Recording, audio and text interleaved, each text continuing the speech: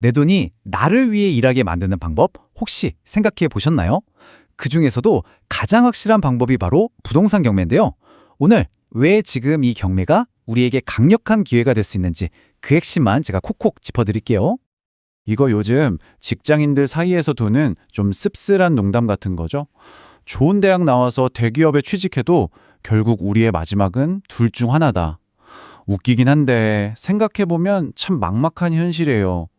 저도 정말 월화수목 금금금 일하면서 똑같은 고민을 했었거든요. 근데 말이죠, 여기 다른 길이 있습니다.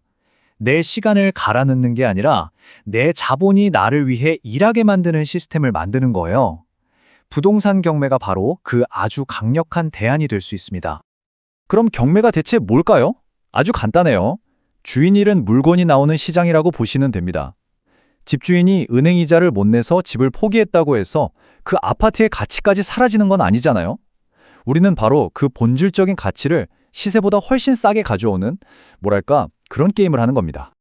하지만 경매에 나온다고 다 좋은 물건은 아니겠죠? 여기서 진짜 중요한 이론이 하나 나옵니다. 바로 황금사과 이론인데요. 이 비유 하나만 딱 기억하시면 경매 시장을 보는 눈이 확 달라지실 거예요. 자, 여기 한번 보세요. 왼쪽에 반짝반짝 빛나는 완벽한 황금사과. 누가 봐도 좋아 보이니까 누구나도 달려들겠죠? 경쟁이 치열하니 당연히 비싸게 팔릴 수밖에 없어요. 근데 진짜 돈이 되는 건 바로 이 오른쪽 사과예요. 겉에 살짝 썩은 부분이 보이죠? 이게 바로 복잡한 권리관계 같은 흠집이거든요.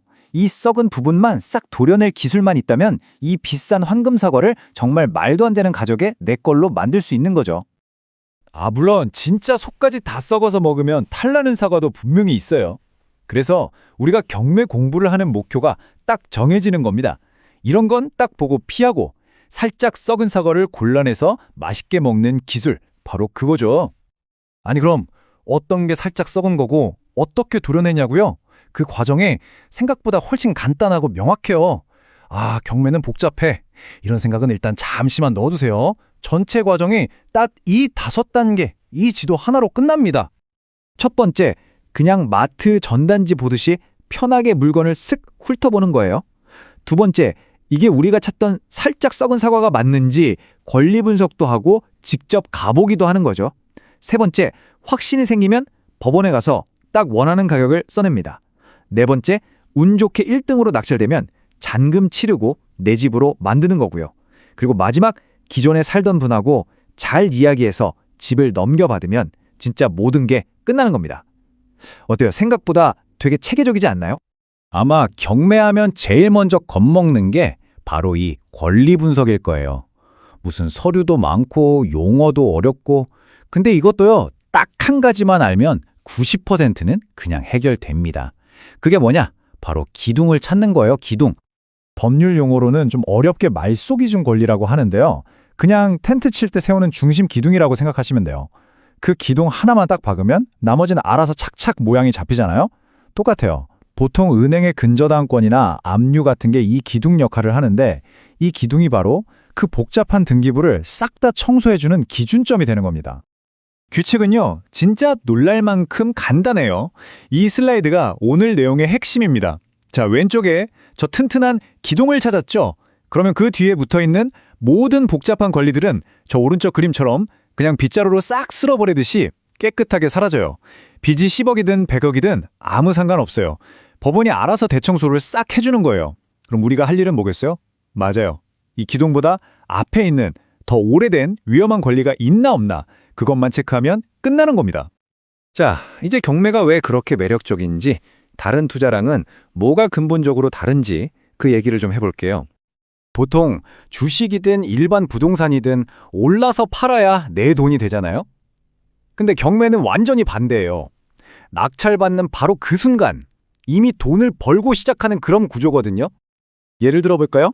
시세가 한 3억 하는 아파트가 있어요. 근데 이걸 내가 2억 5천만 원에 낙찰받았다고 쳐요. 그럼 여러분은 잔금 치르는 그날 이미 5천만 원에 벌고 시작하는 거예요. 이게 바로 안전마진이라는 건데, 이 마진이 있으니까 나중에 혹시 집값이 좀 떨어져도 다른 사람들보다 훨씬 안전할 수 있는 거죠. 물론 처음엔 용어도 낯설고 절차도 좀 복잡해 보일 수 있어요. 당연하죠. 하지만 오늘 쭉 보셨듯이 그 핵심 원리는 생각보다 되게 단순하고 또 논리적이에요. 이게 무슨 뜻이겠어요? 누구나 마음만 먹으면 충분히 배울 수 있다는 거죠. 자, 오늘 우리는 경매라는 긴 여행의 전체 지도를 한번 봤고요. 그 복잡함을 꿰뚫어 볼 수 있는 황금 규칙도 배웠습니다. 이제 그냥 구경만 하는 관객이 아니라 여러분 자신의 경제 이야기, 그 주인공이 되어보는 건 어떨까요? 그 첫걸음을 뗄 준비 되셨나요? 안녕하세요. 부동산 경매 이거 막상 시작하려고 하면 어디서부터 손대야 할지 감이 안 오시죠? 그래서 오늘 제가요, 경매의 시작부터 끝까지 그 전체 과정을 머릿속에 딱 들어오는 지도로 한번 쫙 그려드리겠습니다. 아니 근데 부동산 경매 왜 이렇게 막막하고 좀 두렵게 느껴질까요? 뭐 용어도 너무 낯설고 왠지 위험할 것 같고 도대체 뭘 먼저 해야 할지 모르겠으니까요. 딱 그거죠. 처음 가는 길을 내비게이션 없이 운전하는 기분. 생각해보세요. 우리가 모르는 길을 갈 땐 막 불안하고 스트레스 받잖아요. 근데 딱 한 번이라도 가봤던 길은 어때요? 마음이 엄청 편하죠. 경매도 똑같습니다. 전체 흐름, 그러니까 전체 지도를 모르니까 두려운 거지, 한번 그 길을 알고 나면 아, 이거구나 하면서 자신감이 확 붙거든요. 바로 그래서 오늘 제가 여러분의 머릿속에 그 내비게이션, 그 지도를 그냥 넣어드릴 겁니다. 경매 A부터 Z까지 모든 과정이 담긴 완벽한 지도를요. 오늘 제 설명 딱 듣고 나시면 와, 경매라는 길이 생각보다 훨씬 명확하고 이거 해볼 만한데? 하는 과정으로 보이게 될 거예요. 자, 그럼 그 지도를 펼쳐볼까요? 경매 절차 복잡할 것 같지만 전혀요. 딱 이 5단계만 기억하시면 게임 끝입니다. 자, 보세요. 이 5단계 과정 사실 되게 직관적이에요. 첫 번째, 물건 찾기. 이건 뭐 마트 전단지 보면서 어떤 물건이 좋나 구경하는 거랑 똑같아요. 두 번째, 분석하고 방문하기. 마음에 드는 사과를 집어서 이게 썩진 않았나, 상처는 없나 꼼꼼히 살펴보는 단계죠. 그리고 세 번째, 입찰. 이제 법원에 직접 가서 저 이 가격에 살래요 하고 공식적으로 손드는 거예요. 그리고 네 번째, 내가 1등으로 뽑히면, 즉 낙찰되면 나머지 돈 내고 진짜 내 걸로 만드는 거죠. 그리고 마지막 5번째가 바로 기존에 살던 분한테 집을 넘겨받는 명도입니다. 자, 여기까지는 괜찮은데 많은 분들이 가장 불안해하고 걱정하는 마지막 관문이 남았죠. 바로 이 명도입니다. 명도가 뭐냐면 현재 그 집에 살고 있는 사람으로부터 부동산을 합법적으로 넘겨받는 바로 그 과정을 말하는 거예요. 아니 근데 이거 열쇠 받으려면 막 싸워야 하는 거 아닌가? 가서 멱살이라도 잡아야 하나? 이런 험악한 상황 벌어질까 봐 걱정하시는 분들 진짜 많으시거든요. 근데요, 결론부터 말씀드리면 전혀 네버 그렇지 않습니다. 이거 정말 중요하니까 꼭 기억해 주세요. 명도는요, 싸움이 아니에요. 원만하게 이사할 수 있도록 돕는 협상입니다. 적대적으로 막 대립하는 게 아니라 서로의 상황을 들어보고 조율해 나가는 대화의 과정이라는 거죠. 그럼 이 협상을 어떻게 부드럽게 만드냐고요? 바로 실질적인 도구가 있습니다. 그게 바로 이사비예요. 말 그대로 상대방이 편안하게 이사할 수 있도록 이사 비용을 좀 지원해 주는 거죠. 이게 바로 그 껄끄러울 수 있는 명도 과정에서 마찰을 확 줄여주는 아주 효과적인 윤활유 역할을 하는 겁니다. 그리고 무엇보다 가장 중요한 사실, 이걸 마음에 딱 새겨 두세요. 여기 쓰여 있죠? 법은 우리 편, 그러니까 낙찰받은 사람 편입니다. 여러분은 법적으로 이미 아주 유리한 위치에 서 있는 거예요. 그러니까 막 조급해하고 불안해할 필요 없이 아주 여유로운 마음으로 대화에 임하시면 되는 겁니다. 우리가 갑이에요, 갑. 자, 어떠세요? 오늘 저랑 같이 전체 흐름을 한번 쫙 훑어보니까 이제 경매라는 게 어떤 건지 큰 그림이 그려지시죠? 그럼 오늘 배운 내용, 이 새로운 지도를 다시 한번 머릿속에 정리해 볼까요? 여러분은 이제 물건 검색부터 마지막 명도까지 경매의 전체 사이클을 다 이해하신 겁니다. 그냥 막막하기만 했던 미지의 길이 이제는 여러분이 자신감을 갖고 한 걸음 한 걸음 걸어갈 수 있는 아주 명확한 계획 지도로 바뀐 거죠. 자, 이제 어떻게 가야 하는지 그 방법이 담긴 지도는 여러분 손에 딱 쥐어졌습니다. 그럼 다음 질문은 뭘까요? 맞습니다. 바로 어떤 보물을 찾을 것인가? 이 질문이 남았죠. 다음 시간에는 바로 그 첫 단추, 어디서 어떻게 좋은 물건을 찾는지 그 비법을 제가 낱낱이 알려드리겠습니다. 기대 많이 해주세요. 경매에서는요, 정보가 곧 돈입니다. 이건 뭐 다들 아시는 얘기죠. 근데 진짜 중요한 질문은 이거예요. 그 돈 되는 귀한 정보 대체 어디서 찾아야 할까요? 오늘 그 답을 제가 아주 명쾌하게 정리해 드릴게요. 여러분, 요즘 맛집 찾는 거 다들 전문가시잖아요. 검색 몇 번이면 숨겨진 맛집까지 쫙 나오죠. 경매도 똑같습니다. 좋은 물건을 찾는다는 건 사실 숨겨진 맛집을 찾아내는 거랑 아주 비슷해요. 자, 모든 경매 정보의 원천은 바로 이 대법원 경매 정보 사이트입니다. 여기가 원조 맛집인 셈이죠. 가장 정확해요. 근데 혹시 들어가 보셨어요? 와, 정말 보기가 힘듭니다. 처음 보는 사람은 대체 뭘 눌러야 할지 알기가 어려울 정도로 좀 불친절하게 되어 있어요. 자, 그럼 여기서 한번 생각해 볼게요. 우리가 어디 싸우러 나가는데 맨손으로 가진 않잖아요. 좋은 물건을 찾으려면 우리한테도 제대로 된 장비가 필요하다는 거죠. 여기 보시면 그 차이가 한눈에 보이죠. 대법원 사이트가 정확하긴 한데 말 그대로 날것의 재료라면 유료 정보 사이트는 이걸 아주 먹기 좋게 요리해서 내놓는 맛집 메뉴판 같은 거예요. 사진도 보기 좋게 정리돼 있고 지도도 바로바로 볼 수 있죠. 무엇보다 초보자들이 가장 머리 아파하는 권리 분석 같은 복잡한 내용까지 미리 분석해서 보여주거든요. 결국 이렇게 잘 가공된 정보가 여러분의 시간과 위험을 확 줄여주는 겁니다. 그래서 핵심은 이겁니다. 좋은 도구를 쓰는 게 돈 버는 가장 빠른 길이에요. 처음 시작하신다면 커피 몇 잔 값 아끼려고 하지 마시고 유료 정보지를 꼭 활용해 보세요. 그게 여러분의 시간을 아껴주는 가장 확실하고 똑똑한 투자입니다. 자, 그럼 이제 좋은 도구, 즉 장비를 손에 쥐었다면 어떻게 써야 할까요? 매일 그냥 지루하게 들여다볼 수는 없잖아요. 제가 아주 간단하면서도 강력한 방법을 하나 알려드릴게요. 바로 매일 아침 10분짜리 보물찾기 전략입니다. 절대로 모든 물건을 다 보려고 하시면 안 돼요. 그럼 지쳐서 금방 포기하게 됩니다. 딱 이 세 가지 필터만 거시면 돼요. 첫째, 내가 잘 아는 내 동네. 둘째, 내가 동원할 수 있는 내 예산. 그리고 마지막 셋째, 내가 살고 싶거나 투자하고 싶은 내 평수. 이 세 가지 조건만 딱 걸고 검색하는 겁니다. 이렇게 강력한 검색 방법, 시간이 얼마나 걸릴 것 같으세요? 놀라지 마세요. 하루에 딱 10분이면 충분합니다. 매일 아침 출근길에 아니면 점심 먹고 커피 한 잔 마시면서 딱 10분만 투자해 보세요. 이게 일처럼 느껴지는 게 아니라 정말 보물찾기처럼 재밌어질 거예요. 좋습니다. 자, 이제 여러분은 물고기를 잡을 수 있는 아주 훌륭한 낚싯대를 손에 쥔 것과 같아요. 어떻게 좋은 물건을 찾아야 하는지 그 방법을 알게 되신 거죠. 이 검색법을 알게 됐다는 건 정말 큰 변화의 시작입니다. 예전에는 그냥 스쳐 지나갔던 수많은 정보 속에서 이제는 저거 괜찮은데? 하는 물건들이 여러분의 눈에 딱 들어오기 시작할 거예요. 드디어 경매 시장에 여러분의 낚싯대를 제대로 던진 겁니다. 자, 이제 남은 질문은 딱 하나입니다. 여러분이 찾아낼 그 첫 번째 보물은 과연 어디에 숨어 있을까요? 이제 직접 찾아 나설 시간입니다. 부동산 경매에 뛰어들 때 가장 기본이 되는 입찰 전략. 그러니까 입찰가는 대체 어떻게 정해야 하고 이 경쟁은 또 어떻게 분석해야 하는지 오늘 그 핵심 원리만 쏙쏙 뽑아서 제대로 한번 알아보겠습니다.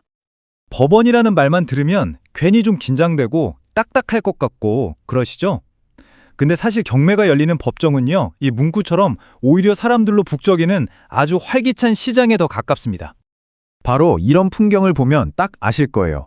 아침 10시, 아파트 딱 하나 나왔는데 수십 명의 사람들이 몰려들어서 입찰표를 써내는 모습을 딱 보잖아요? 그럼 정신이 번쩍 듭니다. 와, 나만 빼고 다들 이렇게 열심히 돈 벌려고 하고 있었구나 하는 생각이 들죠. 이렇게 분위기가 후끈 달아오르는 곳에서 감정에 휩쓸리지 않으려면 어떻게 해야 할까요? 네, 해답은 바로 객관적인 데이터, 그러니까 숫자를 통해 이 경쟁 상황을 냉정하게 분석하는 데 있습니다. 자, 이 차트 한번 보시죠. 여기서 감정가라는 건 법원이 정한 최저 시작 가격, 일종의 기준선인데요. 요즘 대법원 경매 정보 사이트 같은 데서 지난 기록들 한번 보시면 아시겠지만 이 감정가를 훌쩍 넘는 가격에 낙찰되는 게 아주 흔한 일입니다. 이걸 바로 낙찰가율이라고 부르거든요. 아, 지금 아니면 못 산다 하는 이런 조급한 마음이 가격을 계속해서 위로 밀어 올리는 거죠. 그럼 제가 여러분께 질문 하나 드려볼게요. 경쟁자가 20명이나 몰린 물건이랑 딱 2명만 조용히 들어온 물건. 우리에게 진짜 수익을 가져다 줄 기회는 어디에 있을까요? 물론 경쟁이 치열한 곳도 매력이 있겠지만요. 오히려 남들 시선이 조금 덜 쏠리는 곳, 바로 거기에 진짜 보석 같은 기회가 숨어 있을 때가 정말 많습니다. 이렇게 경쟁률을 분석해서 좋은 물건을 찾는 것도 물론 중요하죠. 근데요, 이것보다 어쩌면 100배, 1000배는 더 중요한 게 있습니다. 바로 단 한 번의 실수로 그동안의 모든 노력을 그냥 물거품으로 만들어버릴 수 있는 가장 비싸고 치명적인 실수를 피하는 방법입니다. 경매에서 할 수 있는 가장 무섭고 끔찍한 실수가 과연 뭘까요? 정말 많은 분들이 바로 이 실수 하나 때문에 돌이킬 수 없는 대가를 치르곤 합니다.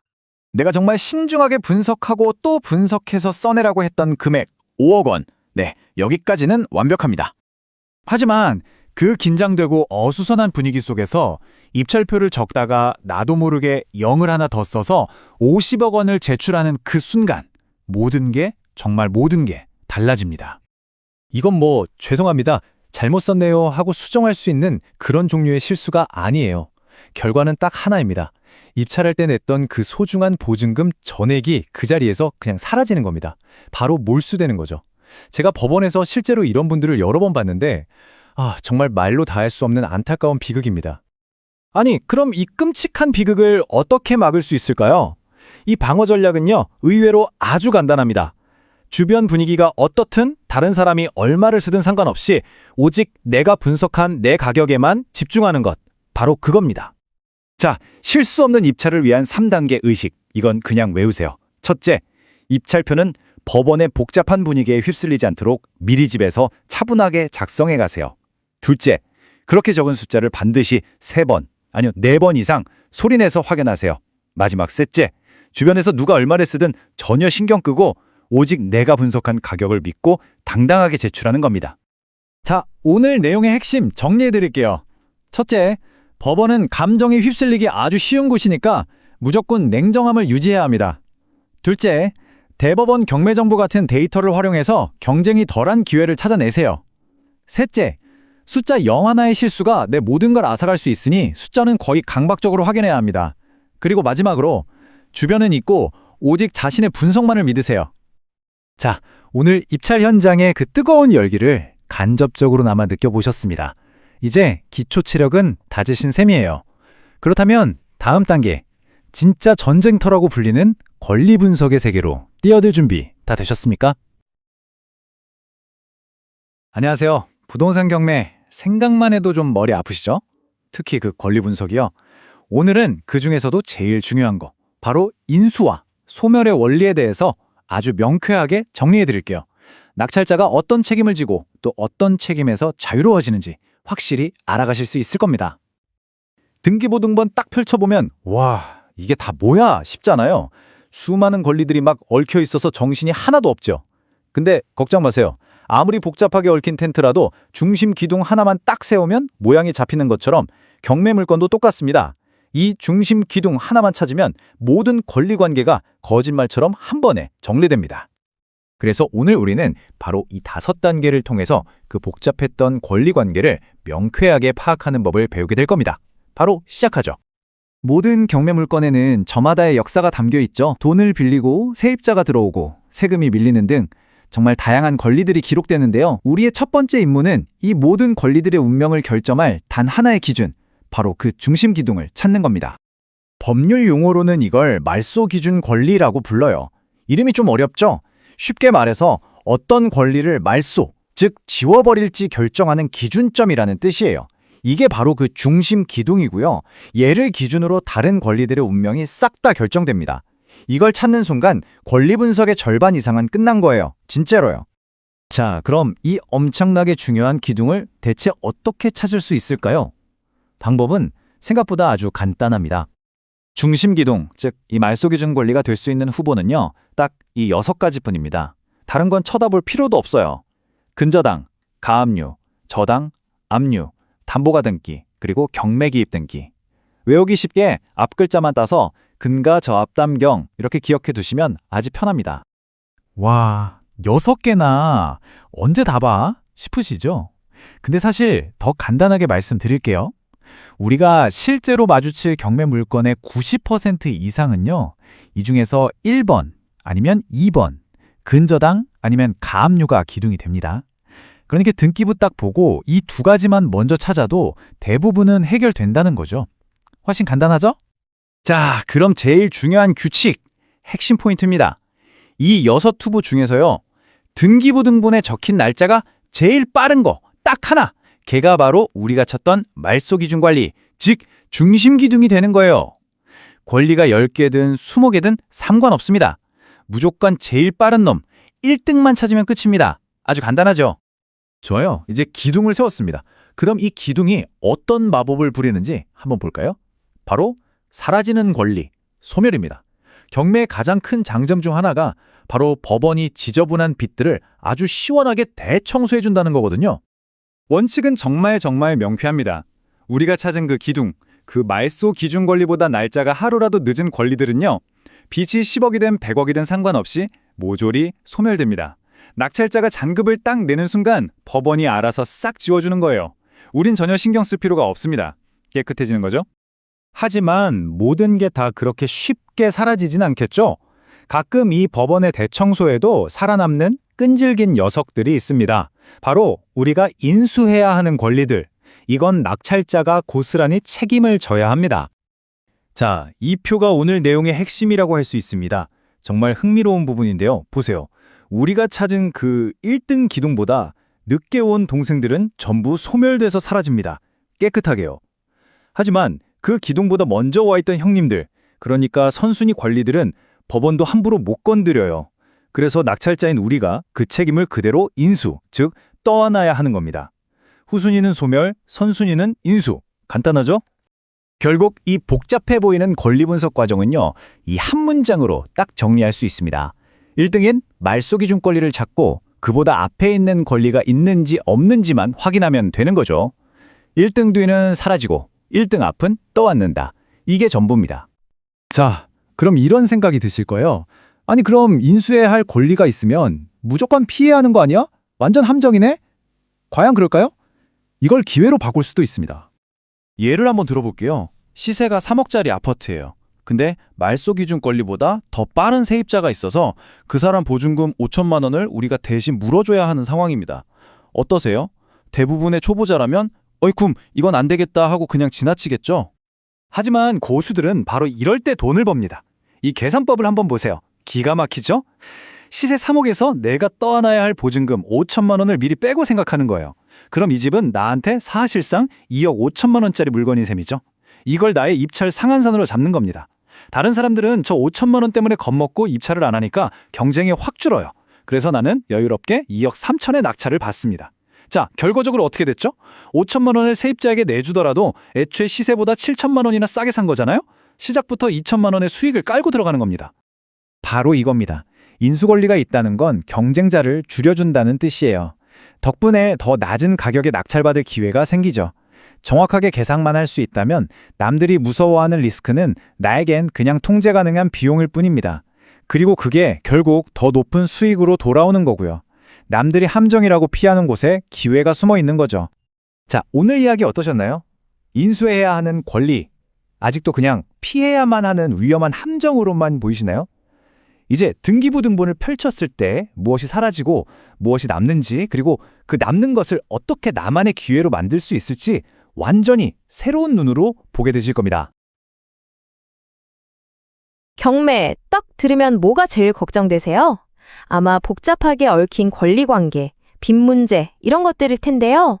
오늘은 이 모든 걸 한 방에 정리해줄 마법의 열쇠, 바로 말소기준 권리에 대해 확실하게 알려드릴게요. 자, 상상 한번 해보세요. 정말 마음에 드는 집을 시세보다 훨씬 싸게 낙찰받았어요. 와, 신나죠? 그런데 등기부를 딱 열어봤더니 이전 주인의 빚이 어마어마하게 걸려 있습니다. 이 빚 내가 다 갚아야 하는 걸까요? 와, 생각만 해도 아찔하죠? 바로 이 공포심 때문에 많은 분들이 경매 문턱에서 망설이는 거예요.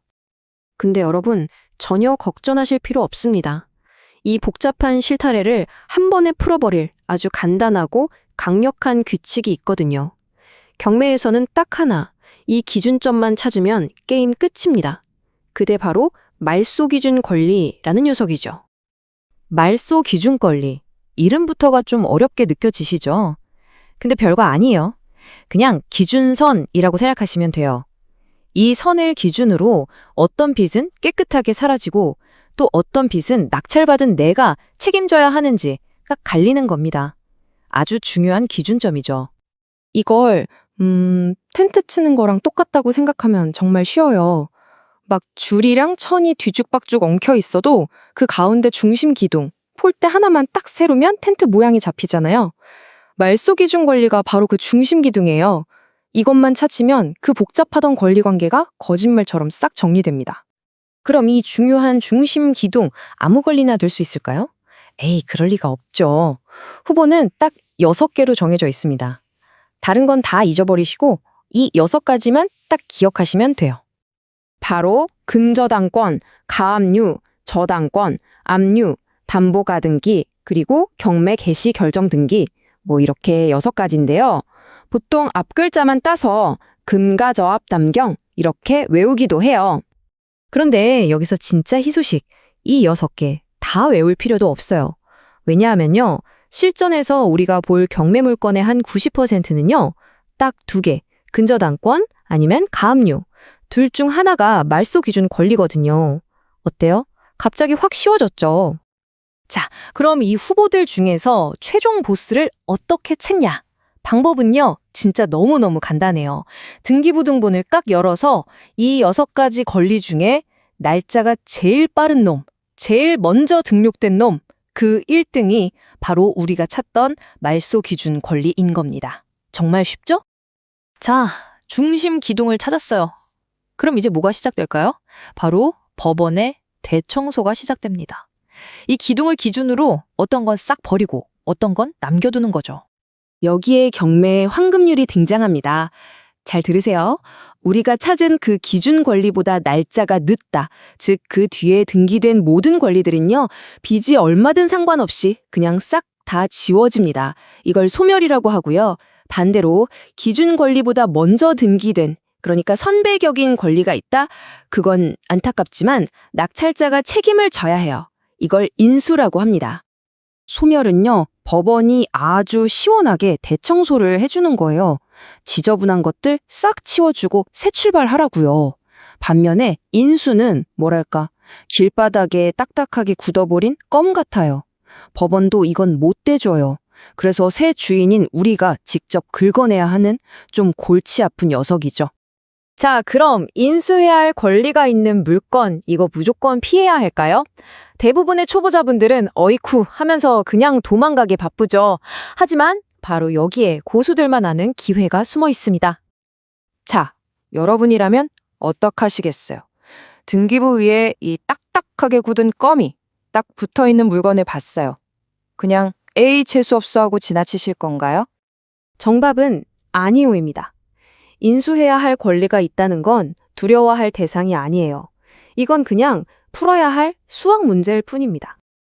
이게 핵심이에요. 남들이 전부 위험해 하고 피하는 바로 그곳에 아는 사람 눈에만 보이는 황금사과가 숨어 있을 수 있다는 거죠.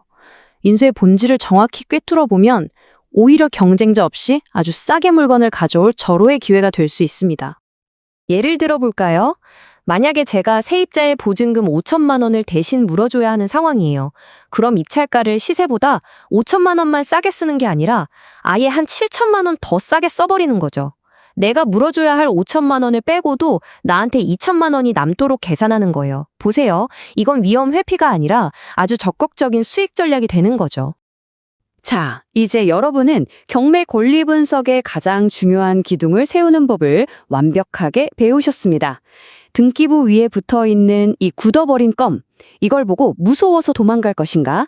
아니면 이걸 남들은 보지 못하는 기회로 만들어서 수익을 낼 것인가? 이제 그 선택은 바로 여러분의 몫입니다. 부동산 투자나 경매 뭐든 좋습니다. 이걸 하려면 무조건 넘어야 하는 산이 있죠? 바로 이 등기부 등본. 보기만 해도 머리 아프다고요? 걱정 마세요. 오늘 제가 이 복잡한 서류에서 딱 봐야 할 핵심만 콕콕 집어서 아주 쉽게 알려드릴게요. 자, 등기부 등본. 이거요. 무슨 어려운 법률 서류라고 생각하면 시작부터 힘 빠져요. 그렇게 생각하지 마시고 그냥 이 집의 건강검진표다. 이렇게 생각하시면 딱 맞습니다. 이 집이 언제 태어났고 중간에 아픈 데는 없었는지, 지금 빚은 없는지 모든 기록이 다 담겨 있는 그런 리포트인 거죠. 그래서 오늘 우리의 목표는 뭐냐? 바로 부동산 의사가 한번 되어보는 겁니다. 의사들이 차트 척 보고 여긴 괜찮고 이 수치가 좀 높네요 하잖아요. 우리도 똑같이 할 수 있어요. 이 등기부등본이라는 차트를 딱 보고 이 부동산은 건강하구나, 아니면 오라? 여기 좀 위험 신호가 있는데? 하고 정확하게 진단하는 법, 그걸 배우는 거죠. 자, 그럼 진짜에 시작해볼까요? 병원 가면 의사가 제일 먼저 뭐부터 하죠? 환자분 성함이 어떻게 되세요? 하고 본인 확인부터 하잖아요. 똑같습니다. 등기부 등본의 맨 첫 장, 표제부가 바로 그 환자 신분증 역할을 하는 거예요. 그런데 여기가 정말 제일 기본인데 여기서 제일 어이없고 치명적인 실수가 터져 나옵니다. 많은 분들이, 특히 초보자분들이 마음이 급하니까 뭐 근저당이 얼마고 가압류가 있나 없나 이런 것만 보려고 이 표제부를 그냥 휙 하고 넘겨버려요. 근데 이게 진짜 정말 사소해 보이는데 이거 하나 때문에 모든 걸 망칠 수 있어요. 말 그대로 재앙이죠, 재앙. 바로 이런 상황이에요. 지금 화면 한번 보세요. 내가 경매로 나온 빌라 2015를 보고 이거다 싶어서 입찰을 했어요. 근데 알고 보니 내가 밤새 분석했던 등기부 등본은 옆집 2025 거였던 거죠. 이게 말이 되나 싶죠. 근데 특히 빌라나 다세대 주택처럼 한 건물에 여러 집이 있을 때 정말 흔하게 일어나는 실수입니다. 결과는요? 말 안 해도 아시겠죠? 입찰 보증금 그냥 날아가는 겁니다. 순식간에요. 생각만 해도 진짜 끔찍하네요. 그러니까 제발 갑구, 을구 이런 거 보기 전에 제일 먼저 무조건 내가 보려는 집 주소, 그리고 등기부등본 표제부에 나와 있는 주소, 동, 호수, 이게 한 글자라도 틀린 건 없는지 진짜 눈에 불을 켜고 확인해야 돼요. 모든 분석의 시작은 바로 여기, 주소 확인입니다. 아시겠죠? 자, 이제 환자 확인은 끝났습니다. 내가 진찰할 부동산이 맞다는 게 확실해졌어요. 그럼 이제 본격적으로 차트, 즉 등기부의 속을 들여다봐야겠죠? 핵심은 딱 두 가지, 갑구와 을구입니다. 이것도 제가 정말 쉽게 구별하는 법을 알려드릴게요. 먼저 갑구. 갑구는 그냥 사람이라고 외우세요. 누구에 대한 거다? 사람. 이 집의 주인이 누군지, 그리고 그동안 주인이 몇 번이나 바뀌었는지 소유자에 대한 모든 역사가 여기 다 적혀 있어요. 그리고 중요한 거. 만약에 집주인 개인한테 무슨 빚 문제가 생겨서 채권자가 너 돈 안 갚으면 이 집 뺏어갈 거야 하고 가압류를 걸었다? 이것도 사람 문제잖아요. 그러니까 바로 이 갑구에 딱 하고 찍히는 겁니다. 그럼 을구는 뭘까요? 갑구가 사람이었으니까 을구는 돈입니다. 아주 간단하죠? 이 집 자체를 담보로 은행에서 대출을 얼마나 받았는지, 즉 이 집에 빚이 얼마나 있는지를 보여주는 곳이에요. 근저당 같은 거요. 그러니까 을구는 이 부동산의 재무 상태, 돈 건강 상태를 보여주는 부분이라고 할 수 있겠죠. 우리가 나중에 배울 경매에서 제일 중요한 개념 중 하나가 말소 기준 권리라는 건데, 보통 그 기준이 되는 근저당, 이건 집을 담보로 한 돈 문제니까 어디에 있을까요? 그렇죠. 을구에 있겠죠. 반면에 아까 말했던 가압류, 이건 집주인 사람의 문제니까 주로 갑구에 있고요. 어때요? 이렇게 사람, 돈 딱 두 개로 나누니까 갑구, 을구가 머리에 쏙쏙 들어오지 않으세요? 자, 표제부로 환자 확인했고 갑구랑 을구로 사람과 돈 문제까지 다 훑어봤습니다. 그럼 이제 의사로서 최종 소견을 내야겠죠. 오늘 우리가 배운 이 모든 걸 관통하는 단 하나의 절대 원칙, 그게 뭘까요? 바로 이겁니다. 서류는 절대 거짓말을 하지 않는다. 기억하세요. 집주인이나 중개인은 좋은 얘기만 할 수도 있죠. 하지만 이 등기부등본은요, 아무런 감정 없이 그냥 있었던 사실, 팩트만 기록해 놓은 거예요.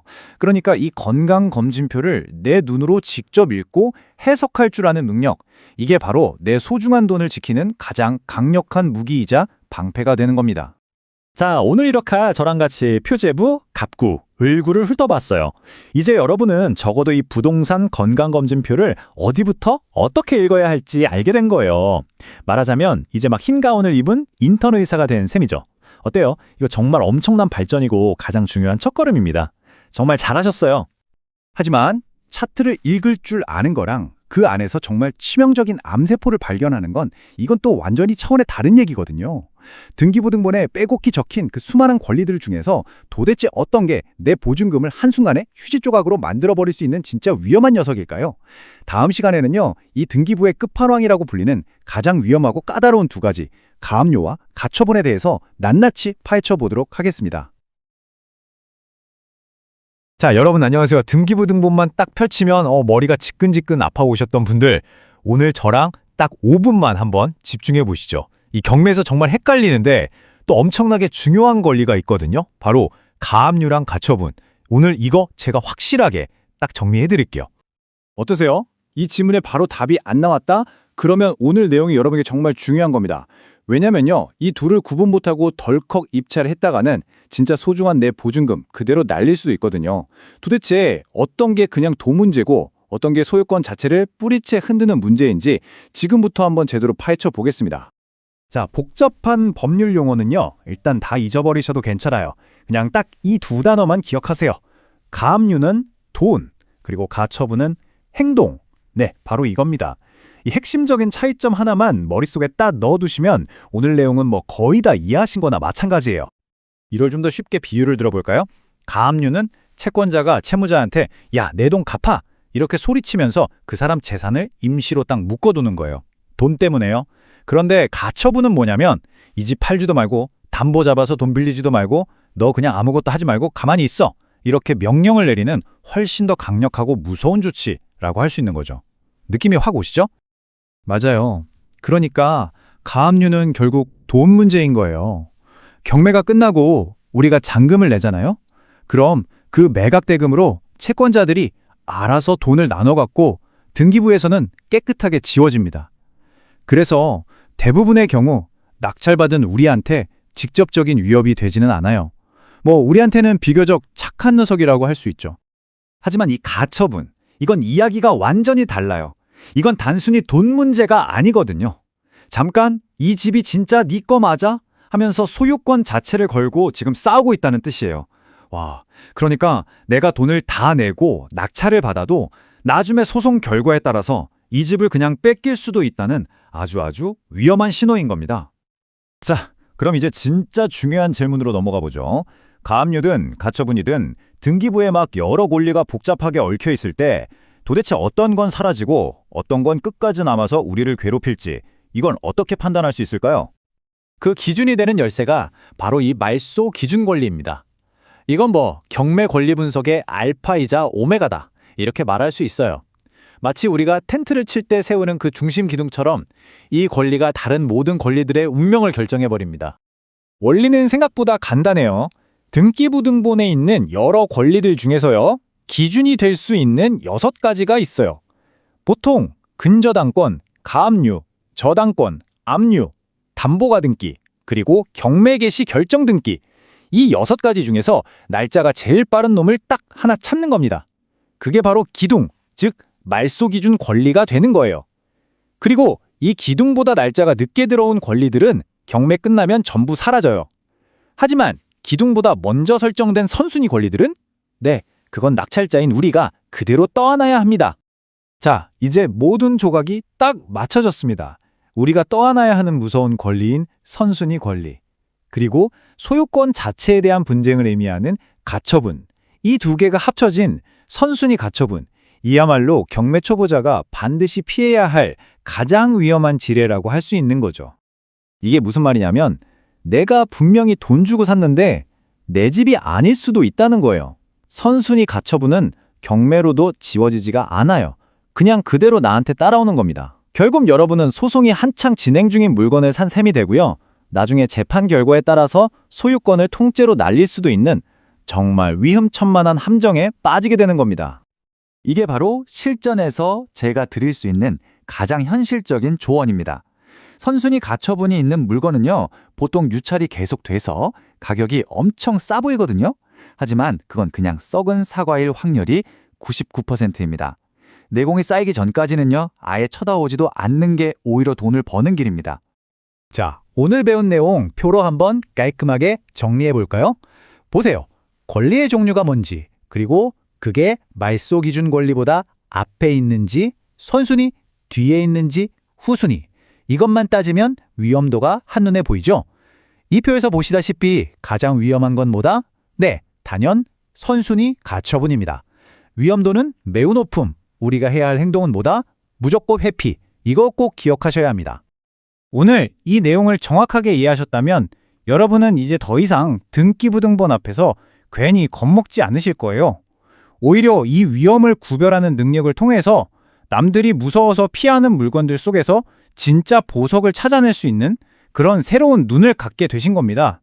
이제부터가 진짜 시작인 거죠. 여러분, 부동산 경매에서 말이죠. 자칫 잘못 발을 디디면 투자금 전부를 그냥 날려버리는 그런 지뢰 같은 게 있다는 거 혹시 아시나요? 오늘은 바로 그 위험천만한 선순위 권리, 특히 가압류랑 가등기에 대해서 제가 아주 명쾌하게 설명해 드릴게요. 네, 바로 본론으로 들어가죠. 경매에서 우리가 인수해야 하는 권리들이 여러 가지가 있는데 어떤 건 그냥 좀 귀찮은 수준이지만 오늘 다룰 것들은 아예 차원이 달라요. 이 문장 그대로예요. 진짜 절대 밟으면 안 되는 지뢰밭이나 마찬가지입니다. 우리가 지금까지 낙찰자가 떠안아야 하는 권리들 몇 번 살펴봤잖아요. 근데 오늘 얘기할 선순위 가처분하고 가등기는요, 위험도 면에서 그냥 완전히 다른 세상 얘기라고 보시면 됩니다. 비유를 하자면 이래요. 대부분의 인수 권리는 바닥에 붙은 딱딱하게 굳은 껌 같은 거예요. 아, 떼어내기 진짜 귀찮고 짜증나지만 어떻게든 해결은 되거든요. 근데 선순위 가등기나 가처분은요, 이건 뭐 강력 접착제 같은 겁니다. 한번 잘못 손댔다? 그냥 그대로 모든 게 망가지는 돌이킬 수 없는 실수가 되는 거죠. 아니, 그럼 이 위험이라는 게 도대체 어떻게 현실이 되는 걸까요? 사실 상식적으로는 이게 말이 되나 싶은 상황으로 이어지는데 그 과정을 한번 같이 보시죠. 진짜 어떤 낙찰자도 이런 순간은 마주하고 싶지 않을 거예요. 분명히 내가 돈 다 냈는데 이게 내 집이 아니라고요? 근데 선순위 권리가 걸려 있으면요, 이게 그냥 영화 속 대사가 아니라 현실이 될 수 있다는 거죠. 자, 과정이 이렇습니다. 첫 번째, 선순위 가등기가 떡하니 있는 집을 덜컥 낙찰받아서 내 이름으로 등기까지 다 마쳤어요. 근데 두 번째 단계에서 원래 그 가등기 권리를 갖고 있던 사람이 자, 이제 내 권리 실행합니다 하고 본등기를 딱 해버리면 어떻게 될까요? 그럼 바로 세 번째 단계로 가는 겁니다. 법적으로 우선순위가 가등기가 형님이거든요. 그래서 나중에 들어온 낙찰자, 즉 동생의 소유권은 그냥 그대로 사라져버리는 거예요. 정말 황당하죠? 선순위 가처분도 똑같아요. 이건 채권자가 소송을 하면서 채무자가 재산에 못 팔게 임시로 묶어두는 거거든요. 근데 만약에 그 소송에서 채권자가 이겨버리면 낙찰자의 소유권은 그냥 없어지는 겁니다. 아니, 내가 참여하지도 않은 소송 결과에 내 전 재산이 걸려 있다니. 이거야말로 진짜 위험한 함정이죠. 이렇게까지 위험한데 그럼 도대체 어떻게 해야 내 자신을 지킬 수 있을까요? 놀랍게도요, 그 전략은 생각보다 아주 간단합니다. 이런 위험한 물건들의 특징이 뭔지 아세요? 여러 번 유찰되면서 가격이 말도 안 되게 싸 보인다는 거예요. 와, 이게 반값이야? 하면서 눈이 확 돌아가게 만들죠. 근데 여러분, 이게 바로 가장 큰 위험 신호입니다. 자, 이게 핵심입니다. 명심하세요. 이런 경매에 들어가는 건 절대 싸게 사는 게 아니에요. 그냥 아주 비싼 돈 내고 인생 수업 듣는 거랑 똑같습니다. 가장 현명한 행동은 뭐다? 이 조언처럼 말소 기준 권리보다 빠른 가등기나 가처분이 보인다? 그럼 그냥 조용히 그 창을 닫아버리는 겁니다. 그게 진짜 돈 버는 길이에요. 자, 이제 마지막 포인트로 한번 넘어가 볼게요. 여러분은 방금 경매 세계에서 서류상으로 만날 수 있는 가장 큰 지뢰를 발견하고 또 피하는 법까지 배우셨습니다. 이 간단한 원칙 하나만 딱 기억해도 진짜 최악의 시나리오는 막을 수 있게 된 거죠. 그런데 말이죠. 집이라는 게 서류로만 이루어진 건 아니잖아요. 네, 바로 이 질문이 우리의 다음 주제입니다. 서류상의 위험은 이제 피할 수 있게 됐어요. 근데 그 집에 이미 살고 있는 사람, 이 사람들은 어떻게 해야 할까요? 다음 시간에는 바로 임차인의 권리라는 또 다른 흥미진진한 세계로 여러분을 안내하겠습니다. 경매 물건 보실 때요, 가격보다 먼저 확인해야 할 게 있습니다. 바로 임차인이죠. 임차인이 가진 법적 권리를 제대로 모르면요, 정말 큰 손해를 볼 수 있거든요. 오늘은 임차인의 가장 강력한 3대 권리를 완벽하게 파헤쳐서 여러분의 투자를 안전하게 만드는 법을 알아보겠습니다. 자, 이런 질문으로 한번 시작해 볼까요? 경매로 집이 넘어갔을 때 그 집에 살고 있는 임차인을 보면 어떤 생각이 드세요? 보통은 보증금 떼일까 봐 걱정되는 약자다 이렇게 생각하기 쉽죠? 근데 과연 그럴까요? 천만에요. 사실 법은 임차인에게 아주 강력한 무기 3가지를 쥐어줬습니다. 임차인은 결코 약자가 아니에요. 오히려 이 권리들 때문에 낙찰자가 생각지도 못한 책임을 져야 할 수도 있다니까요. 저는 이 권리들을 임차인이 가진 하나의 무기고라고 생각해요. 우리 입찰자 입장에서는 이 무기들이 각각 어떤 힘을 가졌는지, 얼마나 센지 정확히 알아야 합니다. 이걸 모르고 덤비면요, 나중에 임차인한테 크게 한 방 맞을 수 있거든요. 자, 이 복잡한 법률 용어들을 아주 쉽게 한번 바꿔볼게요. 첫째는 보증금 다 돌려받을 때까지 버티는 힘, 안 나가. 둘째는 경매 대금에서 먼저 돈을 받아갈 수 있는 순서표, 내 돈 줘. 그리고 셋째는 이 경매에 참여해서 돈 받고 나가겠다고 선언하는 행동, 나갈래. 어때요? 간단하죠? 자, 이제 하나씩 자세히 들여다보겠습니다. 첫 번째 무기, 그리고 우리 입찰자가 가장 두려워해야 할 무기, 바로 대항력입니다. 이게 있고 없고에 따라서 정말 모든 계산이 완전히 달라집니다. 대항력이 뭐냐면요, 쉽게 말해서 낙찰자인 여러분이 이제 제 집이니까 나가주세요 라고 해도 임차인이 싫은데요, 보증금 다 줄 때까지는 한 발짝도 못 나갑니다 라고 버틸 수 있는 법적인 힘입니다. 이 힘은 전입신고하고 점유, 그러니까 이사 와서 주민등록 이전을 마친 바로 다음 날 0시부터 딱 생기는 거예요. 이 2가지만 갖추면 집주인이 누구로 바뀌든 상관없이 임대차 계약이 유효하다고 주장할 수 있는 거죠. 네, 맞습니다. 그래서 이걸 현장에서는 엉덩이 힘이라고도 불러요. 말 그대로 보증금을 전부 돌려받을 때까지 그 자리에 엉덩이 딱 붙이고 굳건히 버틸 수 있는 아주 강력하고 원초적인 힘인 거죠. 근데 왜 입찰자가 이걸 가장 두려워할까요? 그건 바로 돈 때문입니다. 만약에 대항력 있는 임차인이 법원에서 보증금을 다 배당받지 못했다면 그 나머지 금액은? 네, 고스란히 낙찰자인 여러분이 물어줘야 하기 때문이에요. 즉, 입찰가 외에 추가 비용이 발생하는 가장 큰 폭탄이 바로 이 대항력입니다. 좋습니다. 두 번째 무기로 넘어가 보죠. 이건 순서에 관한 임차인의 금전적 권리입니다. 바로 우선 변제권이에요. 우선 변제권은 집이 팔린 돈에서 다른 빚쟁이들보다 내 보증금을 먼저 챙겨갈 수 있는 권리입니다. 이 권리를 가지려면 아까 말씀드린 대항력의 조건에 더해서 계약서에 확정일자라는 도장을 받아야 해요. 이 도장 하나가 배당 순서를 결정하는 아주 중요한 역할을 합니다. 이걸 은행의 줄서기 티켓이라고 생각하면 아주 쉬워요. 법원의 배당 창고 앞에서 자기 순서를 확보하는 번호표 같은 거죠. 이 티켓이 있어야만 자기 순서에 맞춰서 돈을 받아갈 수가 있습니다. 자, 이제 마지막 3번째 무기입니다. 이건 앞에 2가지 권리랑은 성격이 조금 달라요. 임차인이 직접 행동을 해야만 발생하는 권리, 바로 배당 요구권입니다. 배당 요구는 임차인이 가만히 있는다고 주어지는 게 아닙니다. 저도 이 경매잔치에 참여해서 제 몫을 받아가겠습니다 라고 법원에 정식으로 신청하는 적극적인 행동을 의미하는 거죠. 마치 교실에서 발표하듯이 손을 번쩍 드는 것과 같아요. 자신의 존재와 권리를 법원에 알려야만 법원이 이 사람에게도 돈을 나눠줘야 하는구나 라고 인식하고 배당 절차에 포함시켜 주는 겁니다. 자, 그럼 이 세 가지 무기가 무엇이고 어떻게 얻는지 알았습니다. 이제 가장 중요한 단계죠. 입찰자 입장에서 이 무기들의 조합을 어떻게 분석하고 대응해야 할까요? 이제 관점을 확 바꿔서 우리의 전략을 세워 보겠습니다. 여기서 정말 중요한 점이 나옵니다. 이 권리들이 그냥 생기는 게 아니라고 말씀드렸죠. 전입신고, 확정일자 같은 조건을 갖췄는지에 따라 결과가 달라지기 때문에 모든 임차인이 이 세 무기를 다 가진 게 아니에요. 하나만 가졌을 수도, 모두 가졌을 수도, 안타깝게도 아무것도 없을 수도 있습니다. 그래서 입찰자의 과제는 명확합니다. 먼저 서류를 통해서 임차인이 어떤 무기를 가졌는지 조사하고 그 무기들의 조합이 나에게 어떤 영향을 미칠지 분석해야 합니다.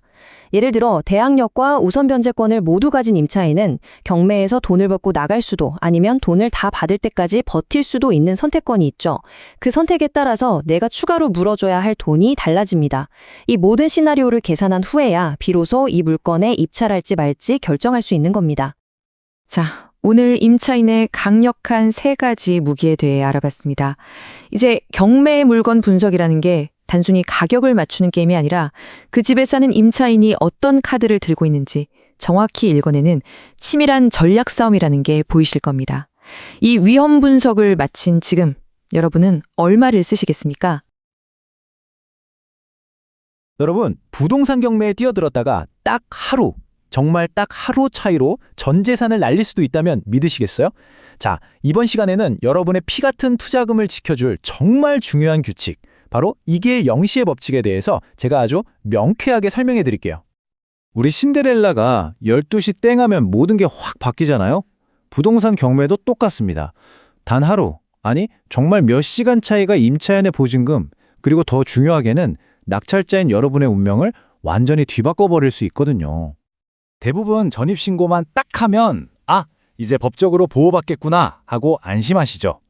그런데요, 바로 그 생각이 아주 위험한 착각의 시작점입니다. 왜 그런지 지금부터 한번 제대로 파헤쳐 보겠습니다.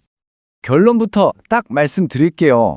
정답은 아니요입니다. 네, 바로 여기서부터 모든 문제가 꼬이기 시작하는 거예요.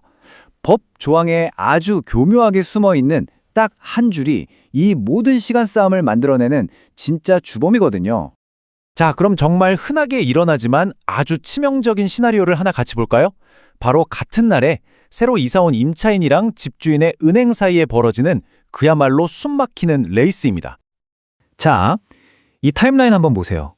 오전 10시에 임차인이 먼저 와서 전입신고를 딱 마쳤어요. 그리고 은행은 오후 2시에 근저당을 설정했죠. 어때요? 상식적으로 생각하면 먼저 행동한 임차인이 당연히 이기는 게 맞잖아요. 과연 그럴까요? 이 레이스의 승패는요, 아주 간단하지만 그래서 더 무서운 법칙 하나로 결정이 나버립니다. 바로 오늘 설명의 핵심이죠. 이길 영시의 법칙입니다. 바로 이 부분이에요. 다음 날 0시부터 이 정의가 왜 임차인이 불리할 수밖에 없는지를 아주 명확하게 보여주죠. 그러니까 임차인의 권리는 즉시 발동되는 게 아니라 하루 늦게 터지는 시한폭탄 같은 거라고 보시면 돼요. 이 표 하나로 모든 게 다 설명됩니다. 보세요.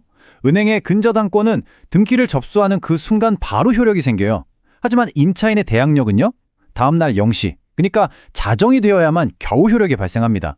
이 시간 차이가 결국 승자와 패자를 바르는 거죠. 결국 어떻게 되냐면 시간 순서로는 분명히 임차인이 먼저였잖아요. 그런데 법적인 효력 발생 순서에서는 은행이 이겨버린 겁니다. 정말 안타깝지만 임차인은 이 레이스에서 지게 되고 결국 보증금을 떼일 수도 있는 후순위로 밀려나게 되는 거죠. 자, 지금까지는 임차인 입장에서 이야기를 풀어봤는데요. 이제부터는 경매 투자자인 바로 여러분의 이야기입니다. 이 이길 영시의 법칙이 여러분의 투자 결정에 있어서 어떤 절대적인 황금률이 되는지 한번 살펴보겠습니다. 이 정말 미세한 차이를 이해하느냐 못하느냐, 바로 이게 여러분이 아무 문제 없는 깨끗한 집을 낙찰받아서 웃게 될지, 아니면 전 임차인의 보증금 수천만 원, 수억 원을 고스란히 빚으로 떠안고 울게 될지를 결정하는 겁니다. 그렇다면 이 엄청난 위험을 피하기 위해서 우리가 머릿속에 딱 하나, 정말 단 하나만 기억해야 한다면 그게 뭘까요? 이 모든 내용을 관통하는 가장 중요한 조언을 지금부터 드리겠습니다. 도망가라!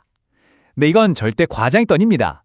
여러분이 권리 분석을 하다가 임차인의 전입신고 날짜랑 은행의 근저당 설정 날짜가 같은 걸 발견했다? 그건 더 이상 고민할 필요도 없는 아주 강력한 위험 신호, 레드라이트라고 보시면 됩니다. 자, 오늘 설명의 결론입니다. 경매 서류에 적힌 두 날짜가 같다는 건 절대 같으니까 괜찮네가 아닙니다. 오히려 가장 위험한 신호일 수 있다는 거죠. 이 이길 영시의 법칙을 무시하는 순간 여러분은 아마 세상에서 가장 비싼 수업료를 내게 될지도 모릅니다. 이 점 꼭 기억하시기 바랍니다. 경매 투자하시는 분들이라면 진짜 머리 아픈 질문 중 하나가 바로 이거죠. 임차인의 전입이라고 은행의 근저당일. 만약에 이 두 날짜가 정말 똑같은 날이라면 과연 누가 우선일까요? 이 복잡해 보이는 싸움의 승자, 지금부터 제가 아주 명확하게 정리해 드릴게요. 보통 이렇게들 많이 생각하세요. 내가 하루라도 빨리 전입신고만 딱 해두면 뭐 그 집이 경매로 넘어가던 말던 나는 끝까지 버틸 수 있으니까 내 보증금은 안전할 거다 라고 말이죠. 자, 여기서 이제 첫 번째 핵심 포인트가 나옵니다.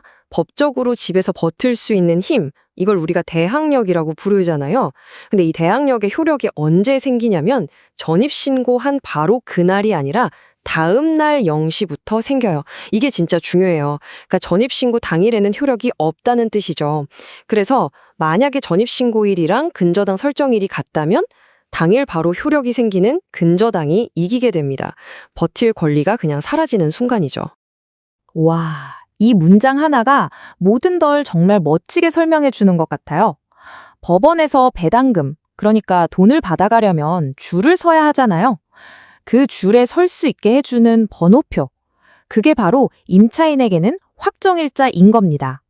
그럼 이 번호표, 즉 확정일자의 효력은 언제부터 생길까요? 아까 그 대항력이랑은 달라요. 확정일자로 얻는 우선변제권, 그러니까 돈을 먼저 받을 수 있는 권리는요, 도장을 받은 바로 그날부터 효력이 생깁니다. 따라서 임차인이 전입신고랑 확정일자를 같은 날에 다 받고 은행도 그날 근저당을 딱 설정했다?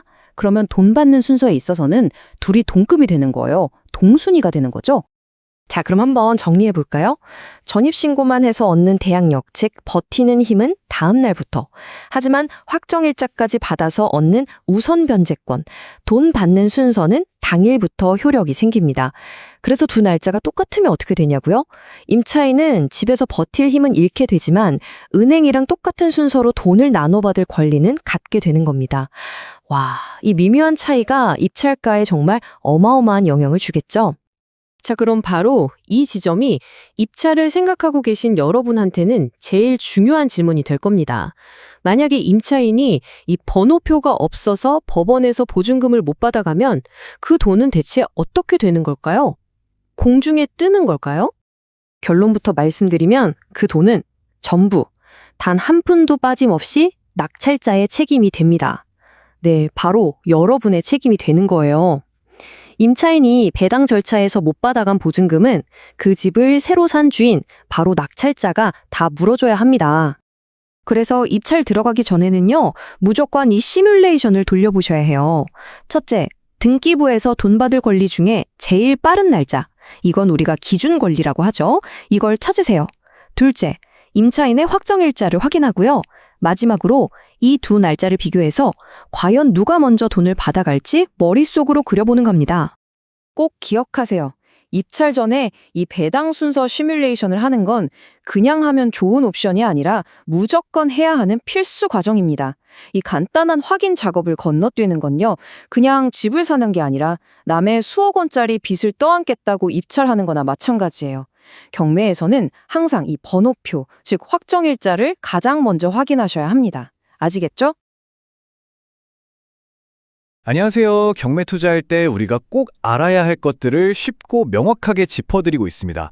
오늘은요, 많은 입찰자들이 정말 사소하게 생각했다가 큰 코 다치는 문제, 바로 임차인 보증금 문제를 한번 파헤쳐 보겠습니다. 이거 하나 때문에 여러분의 수익이 정말 하늘과 땅 차이로 달라질 수 있습니다. 자, 우리가 보통 임차인의 대항력에 대해서는 많이들 들어보셨을 거예요. 그쵸? 집에서 안 나가고 버틸 수 있는 힘? 근데요, 그거는 딱 절반만 아는 거예요. 버티는 거랑 내 보증금을 돌려받는 건 이건 완전히 다른 차원의 이야기거든요. 맞습니다. 그냥 그 집에 계속 머무를 수 있다는 것하고 경매가 끝났을 때 법원에서 내 보증금을 제대로 받아내는 것. 이건 완전히 다른 문제입니다. 여기서 완전히 다른 종류의 힘이 필요하게 되는 거죠. 그러니까 핵심은 이거예요. 대항력은 말 그대로 새로운 집주인한테 나 못 나가 하고 버티는 방패 같은 거고요. 우선 변제권은 경매가 끝났을 때 내 돈부터 주세요 하고 줄을 설 수 있는 티켓 같은 겁니다. 이 둘은 완전히 별개라는 거 꼭 기억하셔야 합니다. 그럼 내 보증금을 지키기 위해 필요한 이 두 번째 힘은 과연 뭘까요? 바로 우선 변제권이라는 겁니다. 말이 좀 어렵게 들릴 수 있는데 전혀 그렇지 않아요. 그냥 은행 창구에서 뽑는 번호표다. 이렇게 생각하면 아주 간단해집니다. 법률 용어로는 우선적으로 변제받을 권리라고 해서 좀 딱딱하게 들리죠. 후순위 권리자보다 먼저 돈을 받을 수 있는 권리. 맞는 말이긴 한데 이 권리의 진짜 의미는 훨씬 더 직관적이고 강력합니다. 바로 이겁니다. 이 권리는요, 은행이나 다른 빚쟁이들하고 똑같이 돈 받을 줄에 당당하게 설 수 있게 해주는 일종의 황금 티켓 같은 거예요. 짐이 팔렸을 때 내 돈을 제대로 챙기려면 반드시 손에 쥐고 있어야 하는 필수 아이템인 거죠. 자, 그럼 우선 변제권이 줄서기 티켓이라면 그 티켓은 도대체 어떻게 얻을 수 있을까요? 맞습니다. 번호표 발급기에 가서 버튼을 눌러야죠. 바로 이 간단한 도장, 확정일자가 그 번호표를 발급받는 행위 그 자체입니다. 주민센터 가서 계약서에 도장 쾅 받는 거. 이게 없으면 애초에 돈 받을 줄에 설 자격 자체가 생기질 않아요. 과정은 정말 간단한데 순서가 아주 중요합니다. 일단 전입신고까지 해서 버티는 힘, 즉 대항력을 갖춘 다음에 계약서에 확정일자 도장을 받는 거죠. 이게 바로 경매에서 내 보증금을 지킬 수 있는 권리를 여는 열쇠가 되는 겁니다. 그런데 말이죠. 만약에 임차인이 대항력은 있는데 이 정말 중요한 확정일자 도장 받는 걸 깜빡했다면 어떻게 될까요?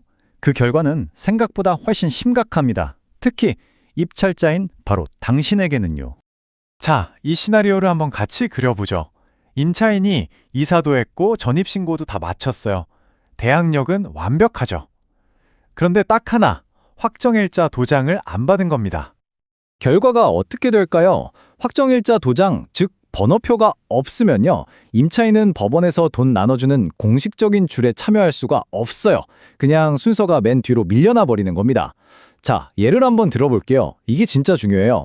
집이 2억에 낙찰됐어요. 근데 은행빚이 1억 5천, 그리고 대항력 있는 임차인 보증금이 1억이라고 쳐요.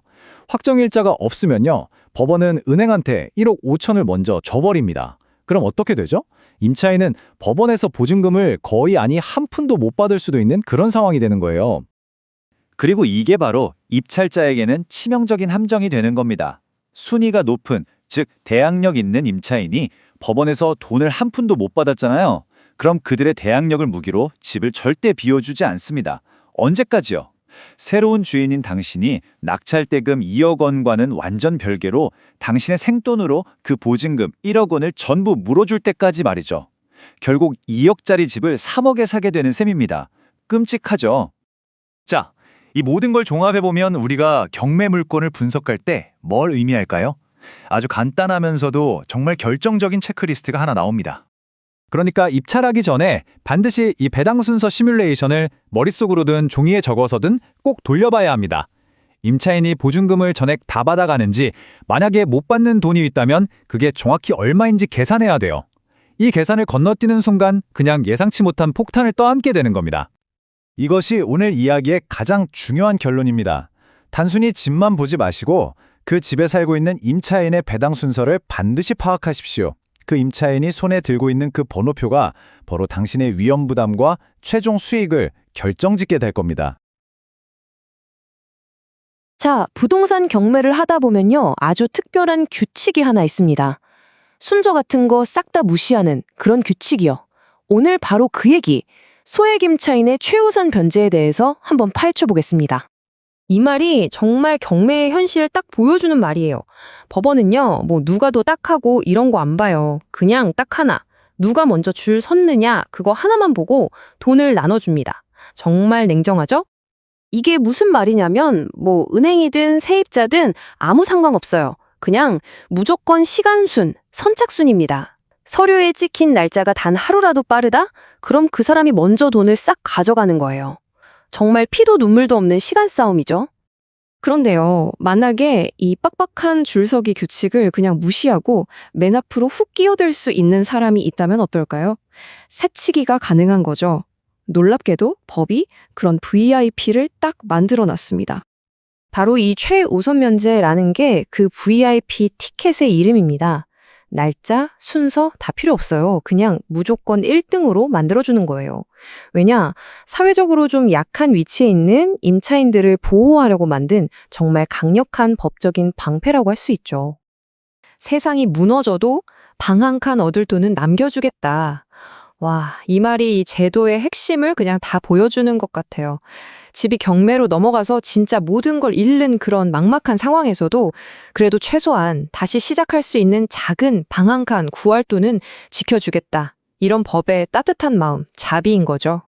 자, 그럼 도대체 누가 이 VIP 티켓을 받고 얼마까지 보호를 받을 수 있는 걸까요? 근데 여기서부터가 좀 머리가 아파져요. 왜냐면 이 기준이 지금 오늘 날짜를 기준으로 하는 게 아니거든요. 가장 중요한 건 현재가 아니에요. 우리는 타임머신을 타야 합니다. 언제로 가냐?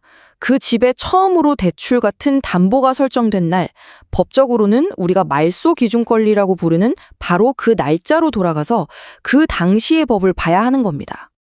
자, 이 표를 한번 보세요. 좀 복잡해 보이죠? 시기별로 또 지역별로 소액 임차인 기준이 계속 바뀌어 왔어요. 그러니까 예를 들어서 내가 보려는 집에 맨 처음 잡힌 저당권이 2018년도다. 그러면 지금 기준인 1억 6,500만 원 이걸 보는 게 아니고요. 2018년 그때 당시의 기준 서울이라면 1억 1,000만 원 이하 이걸 적용해야 한다는 거예요. 와, 이거 헷갈리기 딱 좋겠죠? 만약에 이 기준 시점을 잘못 계산하잖아요? 그럼 모든 분석이 그냥 다 틀어져 버리는 거예요. 진짜 최악의 경우에는 낙찰받은 내가 생각지도 못했던 임차인 보증금을 다 물어줘야 하는 그런 끔찍한 상황이 생길 수도 있어요. 정말 조심해야 합니다. 그런데 말이죠. 하지만 낙찰자에게는 이것이 오히려 기회입니다. 아니, 이렇게 복잡하고 위험해 보이는데 이게 왜 기회일까요?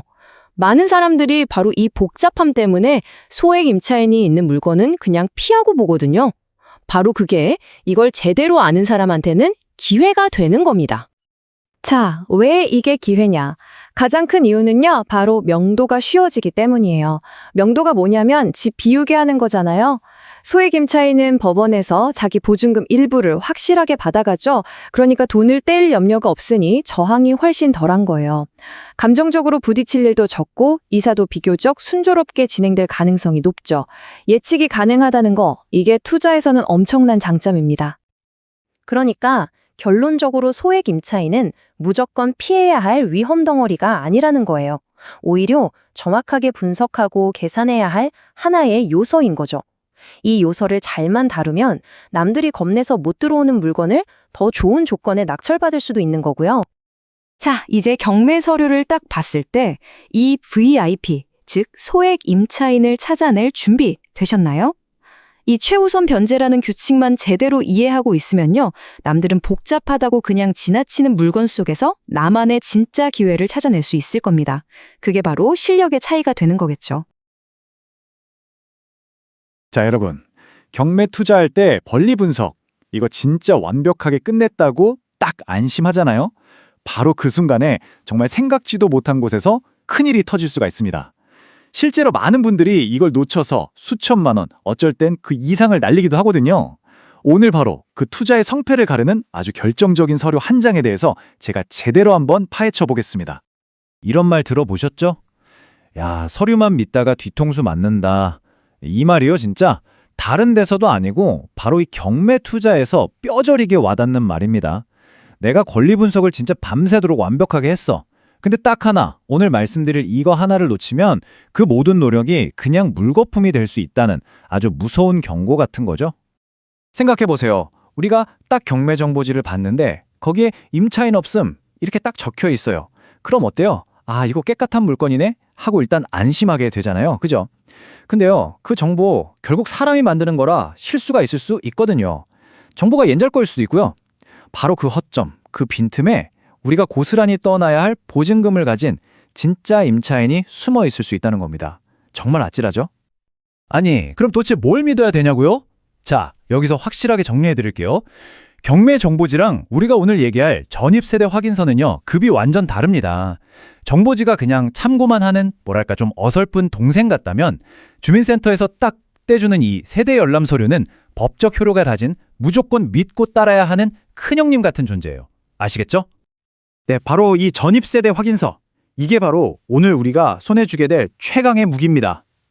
이 서류 딱 한 장만 있으면요, 그 집에 도대체 누가 언제부터 전입신고를 하고 살고 있는지 아주 공식적으로 빼도 박도 못하게 확인할 수 있어요. 경매 정보지 같은 데서는 절대 안 나오는 꼭꼭 숨어있는 대항력 있는 임차인을 찾아내는 거의 유일한 방법이라고 보시면 됩니다. 자, 그럼 이걸 어떻게 직접 확인하냐? 방법은요, 생각보다 아주 간단해요. 현장 조사 나가실 때 이 3단계만 딱 기억하시면 됩니다. 첫째, 그 물건지 관할 주민센터로 간다.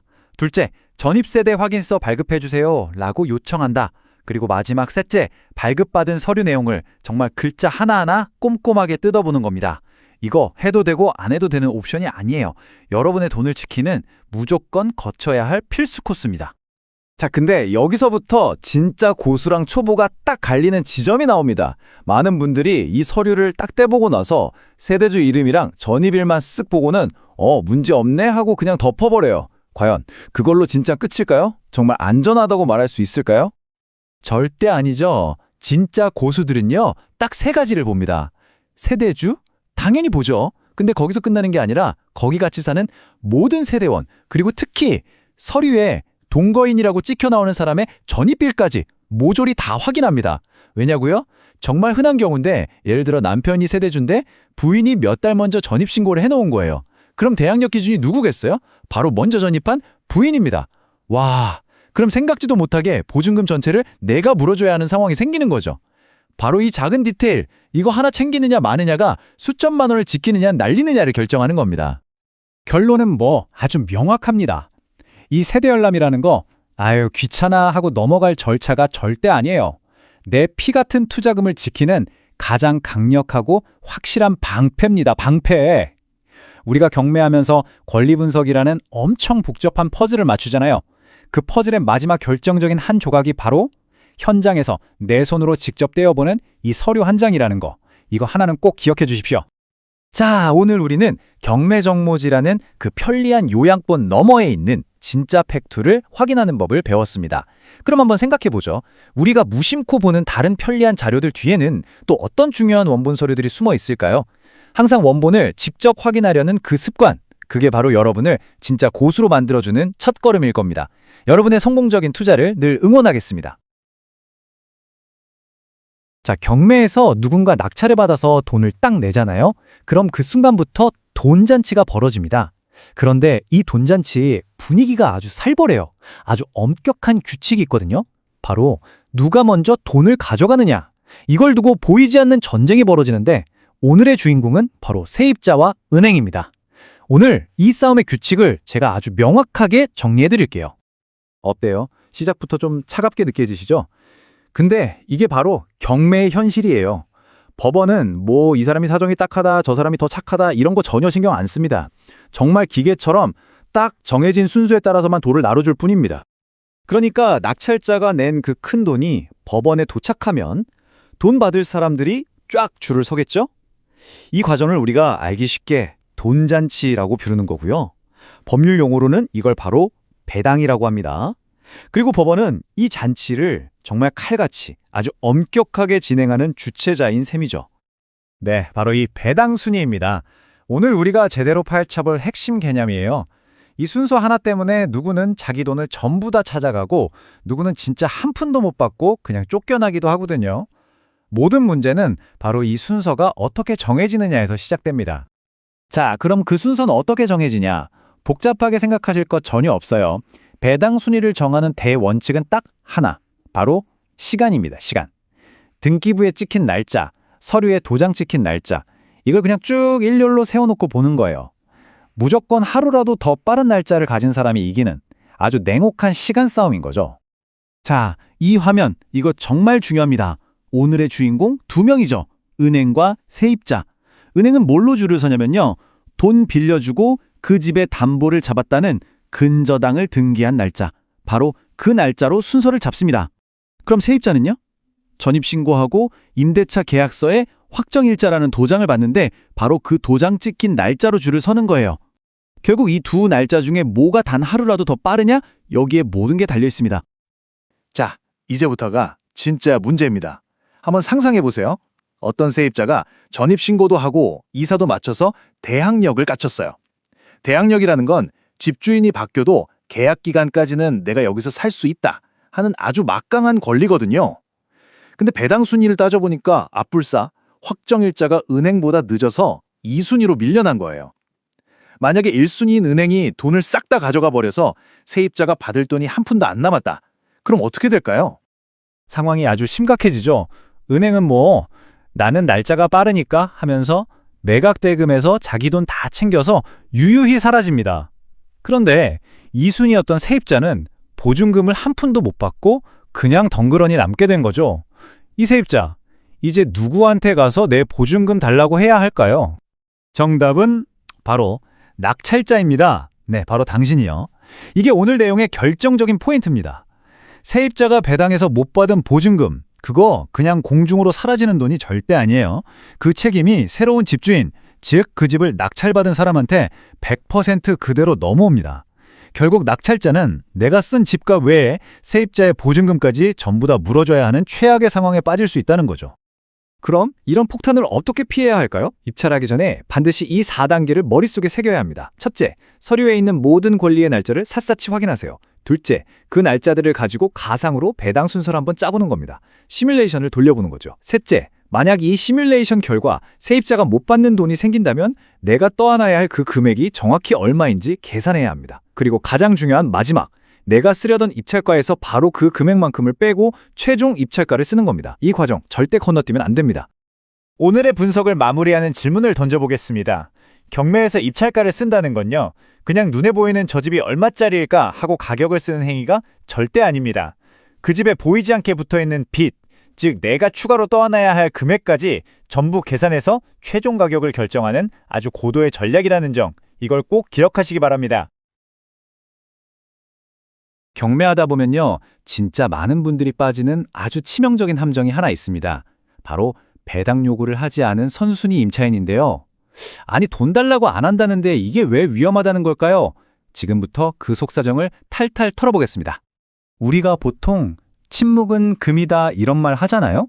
근데요, 경매에서는 완전 정반대입니다. 선순위 임차인의 침묵은요, 금이 아니라 낙찰자인 우리에게 아주 치명적인 독이 될 수 있거든요. 이게 대체 무슨 소리일까요? 자, 이제 막 경매 시작한 분들은 이런 물건 보면 딱 이렇게 생각하기 쉬워요. 어? 돈 달라고 안 하네? 야, 이거 내가 물어줄 보증금 없으니까 완전 땡큐 아니야? 하고 말이죠.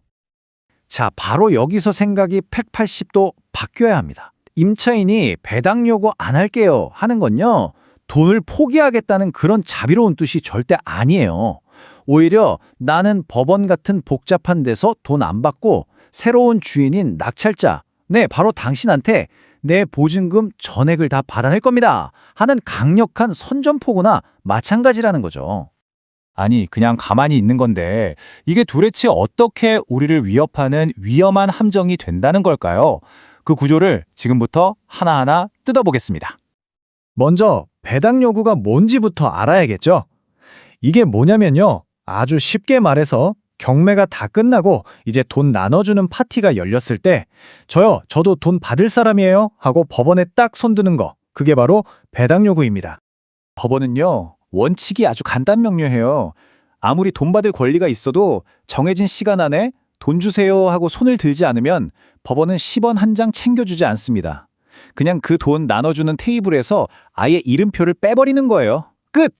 자, 화면 보면서 이 무서운 연쇄 반응이 어떻게 일어나는지 한번 따라가 볼까요? 1단계, 선순위 임차인이 배당 요구를 안 합니다. 네, 침묵하죠. 그럼 어떻게 되냐? 2단계, 법원에서 돈 줄 사람 명단에서 그냥 빠져버려요. 근데 여기서 끝이 아니죠. 3단계, 이 임차인은 대항력이라는 엄청난 무기가 있잖아요. 이걸로 나 돈 받기 전엔 한 발짝도 못 나가 하고 버티는 겁니다. 그럼 최종적으로 어떻게 되느냐? 4단계, 법원이 해결해 줄 줄 알았는데 결국엔 낙찰자가 이 임차인의 보증금 전액을 다 물어줘야 되는 상황이 딱 펼쳐지는 거죠. 자, 그런데 여기서 끝이 아닙니다. 한 단계 더 깊은 함정이 있어요. 그럼 반대로 임차인이 배당 요구를 하기만 하면 무조건 안전한 걸까요? 보통 서류에 배당 요구했음 딱 이렇게 적혀 있으면 아, 됐다. 이건 안전하네 하고 그냥 넘어가시는 분들 많거든요. 천만의 말씀입니다. 아직 안심하긴 일러요. 또 다른 함정에 남아 있습니다. 왜냐하면요. 바로 이게 문제거든요. 임차인이 손을 번쩍 들고 돈 주세요라고 외쳤다 해도 막상 낙찰된 금액 자체가 너무 낮거나 아니면 이 임차인보다 더 먼저 돈 받아갈 사람들이 줄을 쫙 서 있으면 정작 임차인한테 돌아갈 돈이 모자라는 사태가 벌어집니다. 이렇게 법원에서 다 챙겨주지 못한 돈, 이걸 바로 미배당금이라고 부릅니다. 예를 들어서 임차인 보증금이 1억이에요. 근데 법원에서 이것저것 떼고 주다 보니 7천만 원밖에 못 줬어요. 그럼 나머지 3천만 원, 이게 바로 미배당금이 되는 겁니다. 그리고 진짜 중요한 핵심이 뭐냐면요. 이 남은 돈, 이 미배당금은 그럼 공중으로 사라질까요? 아니죠. 누군가는 줘야 합니다. 그게 누굴까요? 네, 맞습니다. 바로 이 집의 새로운 주인, 낙찰자예요. 결국 배당 요구를 했더라도 못 받은 돈은 낙찰자가 생돈으로 또 물어줘야 한다는 겁니다. 아니, 그럼 도대체 어쩌라는 거냐? 이 무시무시한 함정을 피하려면 우리가 입찰하기 전에 뭘 해야 할까요? 지금부터가 진짜 실전입니다. 생존 비법을 알려드릴게요. 자, 입찰서에 도장 찍기 전에 이 생존 체크리스트 이거 머릿속에 꼭 저장해두세요. 첫째, 서류 딱 보고 선순위 임차인이 배당 요구를 했나 안 했나 이거부터 확인하고요. 둘째, 그냥 확인만 하면 안 돼요. 예상 낙찰가를 정해서 나라면 배당을 어떻게 나눠줄까 가상으로 배당표를 직접 한번 짜보는 겁니다. 그럼 셋째, 자연스럽게 임차인이 못 받을 돈, 즉 내가 떠안아야 할 미배당금이 얼마인지 정확하게 계산이 되겠죠? 마지막으로 제일 중요한 거, 바로 그 계산된 금액만큼 내가 쓰려던 입찰가에서 빼고 써넣어야 한다는 겁니다. 이게 핵심이에요. 자, 이제 마지막으로 스스로에게 한번 질문을 던져보세요. 내가 지금 쓰려고 하는 이 입찰 가격, 이게 그냥 눈에 보이는 시세만 보고 정한 가격인가요? 아니면 물 밑에 숨어있는 이 부채, 즉 내가 추가로 물어줘야 할 돈까지 전부 다 계산에 넣은 진짜 최종 가격인가요? 결국 이 보이지 않는 비용을 찾아내느냐 마느냐, 바로 여기에 여러분의 투자가 성공과 실패로 갈리는 결정적인 차이가 숨어 있습니다. 자, 우리가 임대차 계약 중간에 집주인 요청으로 보증금을 올려주는 경우 종종 있잖아요. 근데 만약에 그 집이 경매에 넘어간다면 내가 추가로 낸 그 돈 과연 안전할까요? 이게 부동산 경매에서 진짜 흔하게 보이는 문제인데 자칫하면 큰 함정이 될 수 있거든요. 오늘 이 보증금 증액 문제를 한번 제대로 파헤쳐 보겠습니다. 이런 상황을 한번 가정해 보죠. 집주인이 보증금을 좀 올려달라고 해서 알겠다고 합의를 했어요. 뭐 그럴 수 있죠. 그런데 그 집이 경매로 넘어가게 된다면 여러분이 추가로 낸 그 돈은 과연 100% 안전하다고 말할 수 있을까요? 네, 이게 겉보기에는 그냥 간단한 계약 변경 같지만요. 사실 그 안에는 임차인뿐만 아니라 나중에 그 집을 경매로 사려는 입찰자에게까지 아주 큰 금전적인 위험이 숨어 있을 수 있다는 겁니다. 자, 구체적인 예를 들어볼게요. 여러분이 보증금 1억에 잘 살고 있었어요. 그런데 집주인이 사정이 생겼다면서 보증금을 5천만 원만 더 올려달라고 요청합니다. 그래서 총 보증금은 1억 5천만 원이 됐죠. 우리 주변에서 정말 흔하게 볼 수 있는 상황입니다. 바로 여기서부터 문제가 복잡해지기 시작합니다. 만약에 말이죠, 여러분이 보증금을 올려주기 바로 그 전에 집주인이 은행에서 돈을 빌리면서 집에다가 근저당을 설정했다면 어떻게 될까요? 이처럼 다른 금융거래가 언제 끼어들었는지 그 시기가 모든 걸 결정하게 됩니다. 여기서 아주 흥미로운 법적인 관점이 나옵니다. 법은요, 우리가 낸 이 1억 5천만 원을 그냥 하나의 돈덩어리로 보질 않아요. 이게 핵심입니다. 원본 자료를 보면 정말 기가 막힌 비유가 나오는데요. 보증금에도 족보가 있다는 겁니다. 그러니까 어떤 돈이 먼저 들어왔고 어떤 돈이 나중에 들어왔는지 그 혈통에 따라서 줄 서는 순서가 정해져 있다는 거죠. 그러니까 1억 5천만 원을 하나로 분석하면 절대 안 됩니다. 최초 계약 때 냈던 1억 원, 그리고 나중에 추가로 낸 5천만 원, 이 두 개는 완전히 별개의 권리, 다른 신분으로 봐야 하는 거예요. 왜냐? 각각의 우선순위를 결정하는 날짜, 즉 확정일자가 다르기 때문입니다. 자, 그럼 이 우선순위가 어떻게 쪼개지는지 실제 시간 순서대로 한번 따라가 보면서 어떤 문제가 생기는지 살펴보겠습니다. 이렇게 보면 잠재적인 위험이 아주 명확하게 보일 겁니다. 타임라인을 한번 보세요. 2022년에 처음 1억 계약하고 확정일자를 받았죠. 근데 그 다음 해인 2023년에 은행이 근저당을 설정했어요. 그리고 2024년이 되어서야 임차인이 5천만 원을 증액하고 새로운 확정일자를 받은 겁니다. 순서가 보이시죠? 이게 뭘 의미하냐면요. 나중에 집이 경매에 넘어가서 돈을 나눠 받게 될 때 맨 먼저 1순위로 보호받는 돈은 임차인의 최초 보증금 1억 원입니다. 그 다음에 2순위는 은행이 가져가고요. 그러고도 돈이 남아야 비로소 3순위인 임차인의 증액 보증금 5천만 원 차례가 돌아온다는 뜻입니다. 바로 이겁니다. 핵심은 나중에는 5천만 원이 은행보다 후순위로 밀려나 버려서 최악의 경우 경매 대금에서 한 푼도 돌려받지 못할 수도 있다는 거죠. 정말 아찔한 상황이죠. 자, 이 관점은 임차인뿐만 아니라 경매에 참여하려는 입찰자에게는 정말 중요합니다. 왜냐하면 이게 다 입찰자의 돈 문제랑 직결되기 때문이에요. 만약에 경매에 들어간 입찰자가 서류를 대충 보고 임차인 보증금 1억 5천이 1순위구나 이렇게 생각해버리면 어떻게 될까요? 그건 정말 치명적인 실수입니다. 보호받지 못하는 후순위 5천만 원의 책임을 고스란히 낙찰자가 떠안게 될 수도 있기 때문입니다. 그럼 이런 위험을 피하려면 어떻게 해야 할까요? 핵심은 바로 따로따로 확인하는 습관입니다. 이 체크리스트처럼요. 반드시 임차인의 최초 계약서와 증액 계약서를 모두 확인해서 각각의 확정일자를 별도로 파악해야 합니다. 그리고 그 날짜들을 등기부 등본에 있는 다른 권리들, 근저당 같은 것들과 시간 순서대로 꼼꼼하게 비교 분석해야만 이런 함정을 피할 수 있습니다.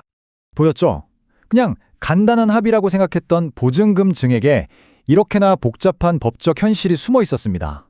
그렇다면 우리가 부동산 거래를 하면서 이 정도는 괜찮겠지 하고 무심코 넘어가는 다른 수많은 합의들 속에는 또 어떤 예상치 못한 위험이 도사리고 있을까요? 생각해볼 문제입니다. 여러분, 전세보증금 이거 정말 큰 돈이잖아요. 그래서 다들 내 소중한 보증금을 어떻게 지킬까 고민하시다가 등기부 등본에 전세권 딱 설정해두면 이건 철옹성이다, 절대 안전하다 이렇게들 믿으시죠. 그냥 일반 임대차 계약보다는 훨씬 든든하게 느껴지고요. 근데 과연 그럴까요? 정말 전세권만 믿고 있으면 괜찮을까요? 특히 말이죠. 이 부동산 경매 시장에 딱 들어서는 순간 이 굳건했던 믿음이요. 아주 위험한 함정으로 돌변할 수가 있습니다. 자, 오늘 딱 이 한 문장은 기억하셔야 합니다. 모든 전세권이 똑같지는 않다. 왜냐하면요. 경매에서는 세입자를 지켜주던 그 든든한 방패였던 전세권이 순식간에 낙찰자, 그러니까 집을 새로 사는 사람의 발목을 꽉 잡아버리는 보이지 않는 족쇄가 될 수 있거든요. 오늘 바로 그 방패가 어떻게 족쇄로 변하는지 그 무서운 메커니즘을 한번 제대로 파헤쳐 보겠습니다. 자, 그럼 이 위험의 실체를 알려면요. 먼저 기본부터 다져야겠죠. 바로 전세권과 임차권, 이 두 가지 권리가 도대체 뭐가 다른 건지 그 근본적인 차이점부터 한번 짚고 넘어가 보겠습니다. 바로 여기서 이 둘의 결정적인 차이가 드러납니다. 자, 보세요. 일반적인 임차권은요, 집이 경매에 넘어가면 그냥 법원에서 순서대로 돈 받고 나가는 게 목표예요. 심플하죠? 하지만 전세권은요, 이건 차원이 다른 얘기입니다. 등기부에 딱 박혀있는 아주 강력한 물건이거든요. 그래서 전세권자에게는 엄청난 선택권이 주어집니다. 나도 다른 사람들처럼 법원에서 하는 돈잔치에 참여해서 내 보증금 받아갈까? 아니면 아니야, 난 법원 돈 필요 없어. 이 집 새로 산 사람, 바로 당신, 낙찰자한테 직접 내 돈 다 받아낼 거야 하고 버틸 수 있는 거죠. 네, 바로 이 선택, 이게 모든 문제의 시작이자 핵심입니다. 전세권자가 법원에 저 돈 주세요 하고 공식적으로 요청을 했느냐, 안 했느냐. 딱 이 한 가지 사실이 낙찰자의 운명을 그냥 통째로 바꿔버립니다. 배당 요구? 말이 좀 어렵게 들리시죠? 아주 쉽게 비유해 볼게요. 경매를 일종의 돈 나눠주는 잔치라고 생각해 보세요.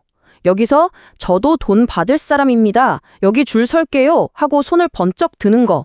이게 바로 배당 요구입니다. 정말 간단하죠? 그런데 이 간단한 손들기를 했냐, 안 했냐, 여기에 모든 것이 달려 있다는 겁니다. 보통 침묵은 금이라고 하잖아요. 하지만 경매에서는요, 이 말이 정반대입니다. 침묵은 독이다. 특히 가장 먼저 설정된 선순위 전세권자가 배당 요구도 안 하고 그냥 조용히 있다? 이건 절대 아이고 저는 돈 안 받아도 괜찮습니다. 이런 착한 뜻이 아니에요. 오히려 이건 법원에서 주는 돈, 난 관심 없어. 이 집 낙찰받은 바로 당신 주머니에서 내 보증금 한 푼도 빠짐없이 다 받아낼 거니까 각오해. 이런 무시무시한 선전포고나 다름없습니다. 자, 그럼 정리를 해볼까요? 선순위 전세권의 운명은 딱 두 갈래 길로 나뉩니다. 첫 번째 길, 전세권자가 법원에 배당 요구를 한 경우, 그럼 법원에서 깔끔하게 돈 받고 그 전세권은 등기부에서 깨끗하게 지워집니다. 소멸되는 거죠. 낙찰자는요, 그냥 아무 걱정 없이 두 발 뻗고 자면 됩니다. 자, 그런데 두 번째 길, 전세권자가 배당 요구를 안 한 경우, 이게 문제죠. 이 전세권은 경매가 다 끝나도 좀비처럼 사라지지 않고 등기부에 그대로 살아남습니다. 그리고 그 전세 보증금이라는 짐은 이제 고스란히 낙찰자가 떠안게 되는 겁니다. 그럼 도대체 우린 어떻게 해야 할까요? 자, 지금부터가 진짜 실전입니다.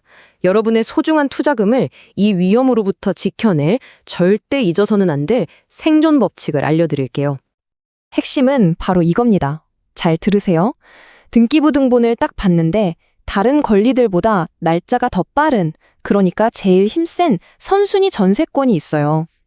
그런데 법원 서류를 진짜 눈을 씻고 찾아봐도 이 전세권자가 돈 주세요 하는 배당 요구를 안 한 겁니다. 그럼 어떻게 생각해야 할까요? 무조건 아주 보수적으로 접근해야 합니다. 저 전세보증금은 내가 낙찰받는 금액이랑은 완전 별개로 내 생돈으로 다 물어줘야 하는구나. 바로 이렇게 생각하고 입찰 가격을 정해야 한다는 거죠. 자, 이 체크리스트. 이건 그냥 외우세요. 첫째, 등기부에서 말소 기준 권리를 찾는다. 둘째, 전세권 설정 날짜가 이거보다 빠른지 확인한다. 만약 빠르다면 이제 가장 중요한 마지막 단계. 셋째, 법원 서류를 뒤져서 이 전세권자가 배당 요구를 했는지 안 했는지 목숨 걸고 확인한다. 만약에 안 했다? 그럼 어떻게 해야 한다고요? 그렇죠. 그 보증금 액수만큼 내가 쓸 입찰가에서 빼고 계상해야 손해를 안 보는 겁니다. 아주 간단하죠? 자, 이제 여러분은 이 원칙을 알게 되셨습니다. 어떠세요? 침묵하는 전세권자가 있는 경매의 물건. 이게 그냥 피해야 할 함정으로만 보이시나요? 대부분의 초보자들은 아이고 무서워 하고 그냥 지나쳐 버리겠죠. 하지만 오늘 이 내용을 완벽하게 이해한 진짜 투자자의 눈에는 어떻게 보일까요? 어쩌면 남들이 다 도망가니까 오히려 경쟁 없이 아주 싼 값에 낙찰받을 수 있는 숨겨진 기회가 될 수도 있지 않을까요? 결국 위험을 정확히 아는 것, 그게 바로 위험을 기회로 바꾸는 가장 강력한 무기가 되는 겁니다. 여러분, 부동산 경매에서 가장 큰 실수가 뭔지 아세요? 사실 가장 큰 함정은요, 아주 멀리 있는 게 아니라 바로 우리 눈앞에 있는 서류 한 장에 숨어 있을 때가 많습니다. 오늘은 그 서류에 숨겨진 비밀을 같이 한번 파헤쳐 보겠습니다. 와, 이 비유 정말 딱 맞지 않나요? 유통기한 지난 우유 마시면 기껏해야 배탈이지만 경매에서 이 서류를 놓치면요, 진짜 한순간에 수천만 원짜리 보증금이 그냥 날아가는 거예요. 그만큼 치명적인 실수라는 거죠. 자, 모든 경매 물건에는요, 법원이 투자자들을 위해서 이것만은 꼭 보세요 하고 내놓는 서류가 딱 두 가지 있습니다. 바로 매각 물건 명세서랑 현황 조사서인데요. 사실 이 두 가지만 제대로 읽을 줄 알아도 실패할 확률을 정말 드라마틱하게 낮출 수 있습니다. 이 매각물건 명세서는 이름은 좀 딱딱한데 쉽게 말해서 법원이 보내는 공식적인 경고장이라고 생각하시면 돼요. 이 물건 사려는 분들, 이 집엔 이런저런 권리 문제가 있고 이런 사람이 살고 있을 수 있고 이런 위험이 있으니 꼭 알고 입찰하세요 하고 아주 친절하게 요약해 준 거죠. 그런데 말이죠, 이 공식 서류가 이야기의 전부는 아니에요. 진짜 중요한 단서는 오히려 서류와 서류 사이 그 행간에 숨어 있거든요. 진짜 고수들은 이 공식 요약본인 매각물건 명세서랑 현장의 생생한 분위기가 담긴 현황 조사서를 나란히 놓고 비교하면서 진실을 찾아냅니다. 자, 바로 이런 경우입니다. 왼쪽 공식 서류에는 임차인 없음, 깨끗함 이렇게 나와 있죠. 그런데 오른쪽 현장 보고서를 보니까 어때요? 집행관이 가봤더니 문이 잠겨 있었고 심지어 이웃이 거기 사람 살아요 라고 했다는 거예요. 이 미묘한 차이 느껴지시나요? 한쪽은 괜찮다고 하고 다른 한쪽은 뭔가 찜찜한데 하고 신호를 보내고 있는 거죠. 만약 여러분이 이 집에 투자한다면 어떤 정보를 더 믿으시겠어요? 서류상 깨끗하다는 공식 기록일까요? 아니면 현장에서 들려오는 이 찜찜한 목소리일까요? 바로 이 선택 하나가 여러분의 수천만 원을 지킬 수도 날릴 수도 있는 겁니다. 자, 그럼 이제 매각 물건 명사서의 하이라이트라고 할 수 있는 부분으로 가볼게요. 대부분의 초보자들은 그냥 휙 넘겨버리는 곳인데 진짜 고수들은 여기부터 봅니다. 바로 서류 맨 아래에 있는 비고란이라는 작은 칸입니다. 제가 이걸 왜 SOS라고 하냐면요. 만약 이 비고란이 비어있지 않고 단 한 글자라도 적혀있다? 이건 절대 그냥 참고사항이 아닙니다. 법원이 여러분에게 보내는 긴급 구조 신호, 위험, 다시 한번 확인하세요 라는 SOS 신호라고 생각하셔야 해요. 이 SOS 신호를 어떻게 해석하느냐에 따라서 결과는 하늘과 땅 차이가 됩니다. 예를 들어 유치권 신고 있음, 이 한 줄을 무시하고 낙찰받았다? 그럼 낙찰받고도 수억 원을 추가로 물어줘야 할 수도 있어요. 반대로 이 신호의 의미를 정확히 파악하고 해결할 수 있다면 오히려 경쟁자들이 다 피하는 물건을 아주 싸게 살 수 있는 기회가 되기도 하는 거죠. 그렇다면 이 매각 물건 명세서는 그냥 위험을 피하라고 알려주는 문서이기만 할까요? 아니죠.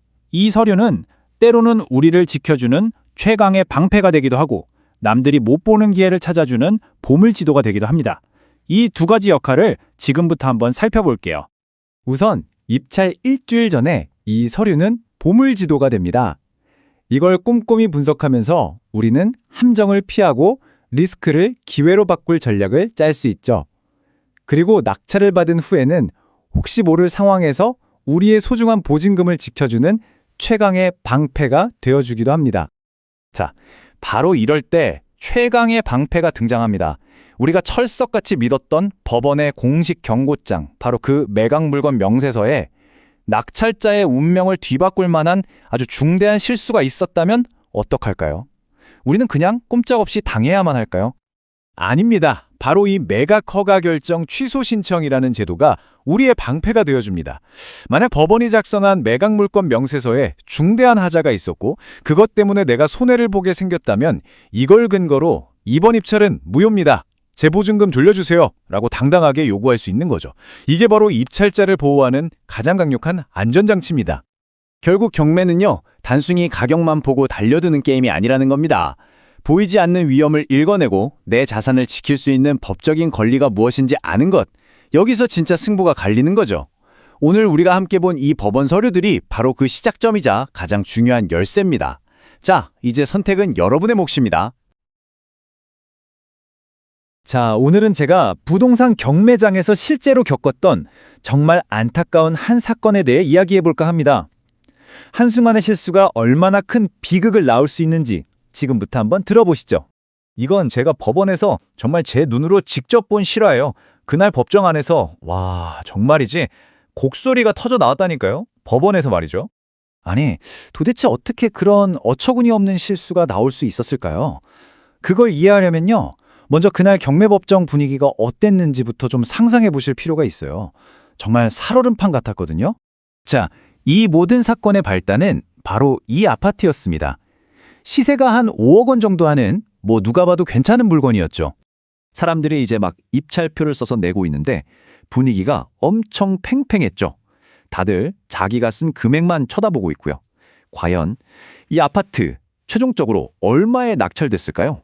그리고 마침내 낙찰가 발표의 순간이 왔습니다.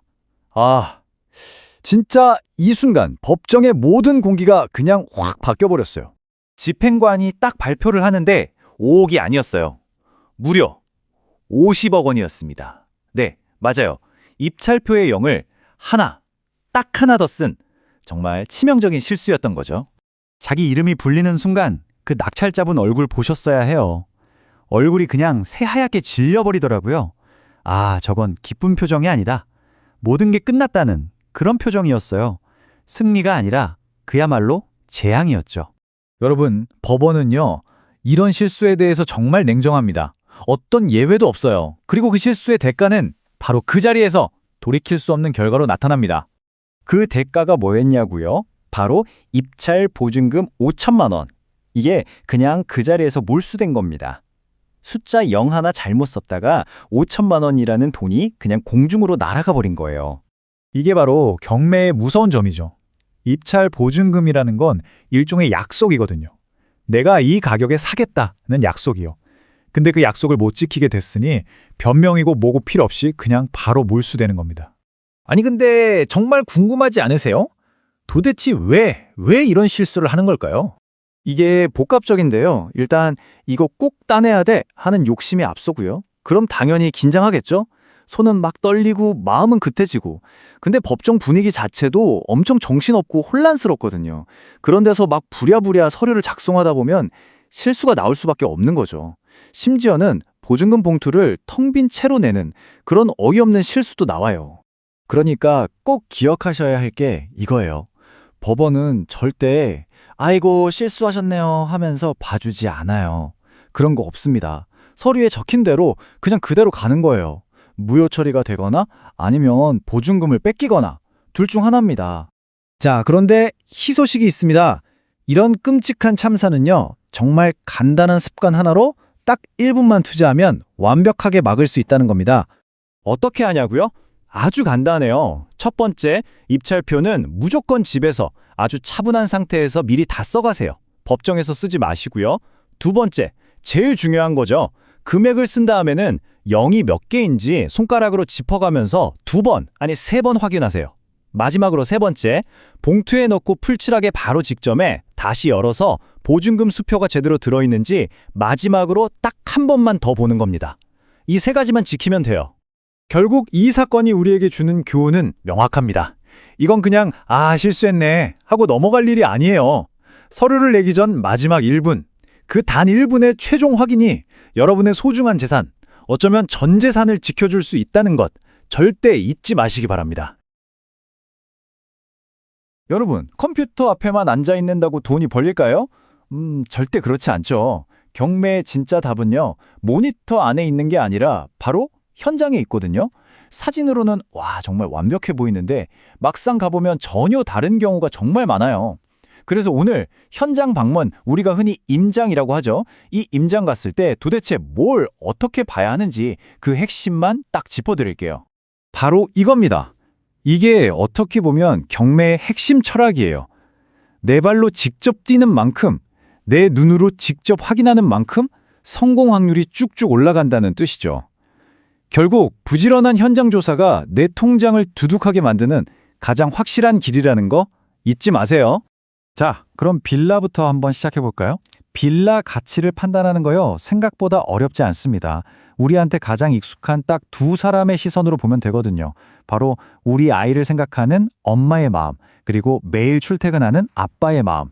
이 두 가지 관점이면 충분합니다. 네, 바로 이거죠.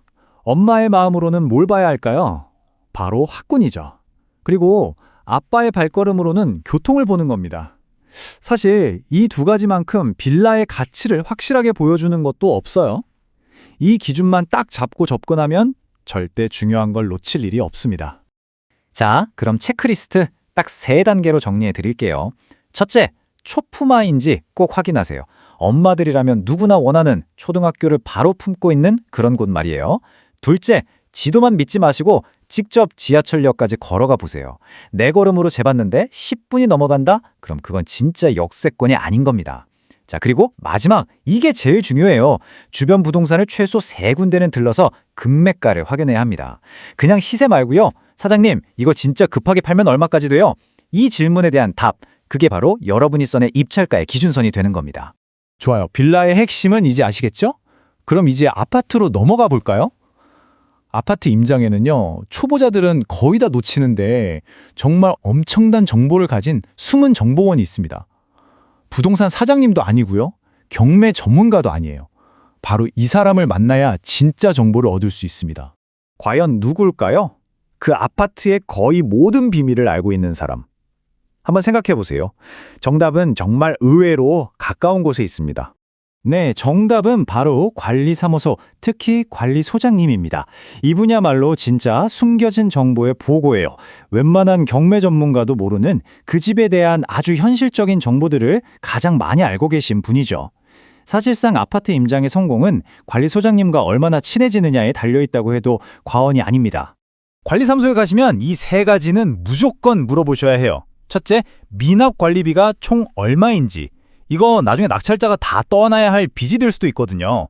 둘째, 지금 살고 있는 사람이 어떤 사람인지 성향을 미리 파악해두면 나중에 집 비워달라고 협상할 때 훨씬 수월하겠죠? 그리고 마지막으로 혹시 언제쯤 이사 갈 것 같은지 힌트라도 얻을 수 있다면 이건 정말 최고죠. 자, 이제 거의 다 왔습니다. 마지막으로 한번 정리해 볼까요? 여러분이 이제 현장에 나설 때 이것만은 꼭 기억하셔야 합니다. 이게 바로 여러분의 미션이에요. 절대 잊지 마세요. 진짜 답은 언제나 모니터가 아니라 현장에 있습니다. 빌라를 볼 땐 우리 아이 학교 보내는 마음, 남편 출근길 생각하는 마음으로 보세요. 아파트는요, 다른 데 갈 필요 없이 무조건 관리사무소부터 찾아가시고요. 그리고 가장 중요한 황금률. 여러분의 입찰가는 부동산에서 확인한 금매가보다 무조건 반드시 낮아야 합니다. 이것만 지켜도 실패 확률을 확 줄일 수 있어요. 자, 이론은 여기까지입니다. 이제 여러분이 직접 움직일 차례예요. 오늘 배운 내용들 머릿속에 잘 넣어두셨다가 여러분의 첫 번째 현장 방문은 어디로 갈지 한번 정해보는 건 어떨까요? 모니터 어플 박차고 나가서 직접 발로 뛰는 바로 그 순간 진짜 투자가 시작되는 겁니다. 자, 부동산 경매. 이거 말만 들어도 왠지 어렵고 좀 무섭게 느끼는 분들 많으시죠? 오늘 그 오해와 진실을 한번 제대로 파헤쳐 보겠습니다. 보통 다들 그렇게 생각해요. 경매? 그거 돈 많은 사람들이나 하는 거 아니야? 하고 말이죠. 과연 정말 그럴까요? 오늘 우리가 살펴볼 내용의 핵심은 이겁니다. 돈이 없어서 경매를 못한다는 건 사실 그냥 핑계에 불과하다는 거죠. 아주 단호하게 이야기하고 있어요. 자, 그럼 경매가 대체 뭐길래 그럴까요? 경매의 본질을 들여다보면 이게 정말 흥미로운데요. 한마디로 경매는 기회의 시장입니다. 생각해보세요. 어떤 집이 경매에 나왔다는 건 이전 주인이 안타깝게도 그걸 포기했다는 뜻이잖아요? 하지만 그 사람이 포기했다고 해서 그 집의 가치까지 사라지는 건 절대 아니거든요. 바로 이 지점이 경매의 가장 큰 매력입니다. 다른 투자는 보통 팔 때 수익이 나잖아요. 그런데 경매는요, 그 가치를 압도적으로 싸게 사는 순간, 바로 그 사는 순간에 내 수익이 결정된다는 겁니다. 이게 정말 다른 점이죠. 아, 그래도 과정이 너무 복잡할 것 같아 이렇게 생각하실 수 있는데 사실 이 모든 과정은 딱 5단계로 아주 명확하게 나눌 수 있습니다. 한번 보세요. 첫 번째, 마음에 드는 물건을 찾고요. 두 번째, 이게 괜찮은지 분석하고 직접 가보는 거죠. 그리고 세 번째, 입찰하고. 네 번째, 운 좋게 낙찰받아서 돈을 내면 끝. 아, 마지막 5번째 단계가 명도인데요. 이건 기존에 살던 분과 잘 협의해서 집을 넘겨받는 과정이에요. 어때요? 길이 딱 정해져 있죠? 그러니까 경매에서 성공하느냐 마느냐는 내가 돈이 얼마나 있느냐의 문제가 아니라는 겁니다. 핵심은 딱 하나, 바로 권리 분석이라는 기술에 달려 있어요. 이걸 아주 재미있는 비유로 설명할 수 있어요. 사과 이론인데요. 자, 보세요. 흠 하나 없이 완벽한 황금 사과는 어때요? 누구나 다 갖고 싶어 하니까 경쟁이 붙어서 엄청 비싸지겠죠? 진짜 기회는 바로 옆에 있는 살짝 썩은 사과에 있습니다. 남들이 보기엔 위험해 보여서 다들 피하거든요. 바로 이 썩은 부분을 도려내는 기술이 권리 분석입니다. 이 집에 어떤 문제가 있는지, 즉 숨겨진 빚이 뭔지 정확히 알아내고 그걸 안전하게 싹 제거할 수 있는 방법을 배우는 거죠. 그게 어떻게 가능해? 싶으시죠? 비결은 의외로 간단합니다. 그 부동산의 등기부등본에서 말소 기준 권리라는 딱 하나의 핵심 권리를 찾아내기만 하면 돼요. 이게 마치 텐트의 중심 기둥 같은 역할을 합니다. 자, 텐트 기둥의 법칙. 아주 쉬워요. 등기부에서 첫 번째 기둥, 보통 근저당이나 압류 같은 걸 찾아요. 그럼 그 뒤에 줄줄이 엮여있던 다른 모든 복잡한 빚들은요, 낙찰받는 순간 그냥 다 없어져 버립니다. 법원에서 알아서 싹 정리해 주는 거예요. 정말 강력한 규칙이죠? 하지만 이렇게 강력한 만큼 딱 하나 정말 조심해야 할 게 있습니다. 아주 사소한 실수가 모든 걸 망칠 수도 있거든요. 한번 상상해 보세요. 어떤 사람이 입찰 가격을 쓰는데 실수로 공을 하나 더 붙여서 50억이라고 썼습니다. 근데 이 아파트 실제 가치는 5억 원짜리였던 거죠. 이 0 하나 잘못 쓴 것 때문에 이 사람은 입찰할 때 냈던 보증금 수천만 원을 그냥 그 자리에서 다 날리게 되는 겁니다. 정말 꼼꼼함이 생명이에요. 자, 이제 정리를 좀 해볼까요? 권리 분석이라는 확실한 지식만 있다면 소액 투자자에게도 완전히 새로운 세상이 열립니다. 지식이 돈을 이기는 거죠. 처음부터 막 경쟁이 너무 심한 아파트에 뛰어들 필요가 없어요. 오히려 작지만 단단한 옹골찬 빌라나 위치 좋은 오피스텔 같은 곳에 집중하는 겁니다. 이런 것들이야말로 매달 따박따박 월세 수입을 만드는데 정말 최고거든요. 이렇게 자산소득을 차곡차곡 쌓아가는 겁니다. 야구로 치면 처음부터 홈런 칠 생각은 하지 마세요.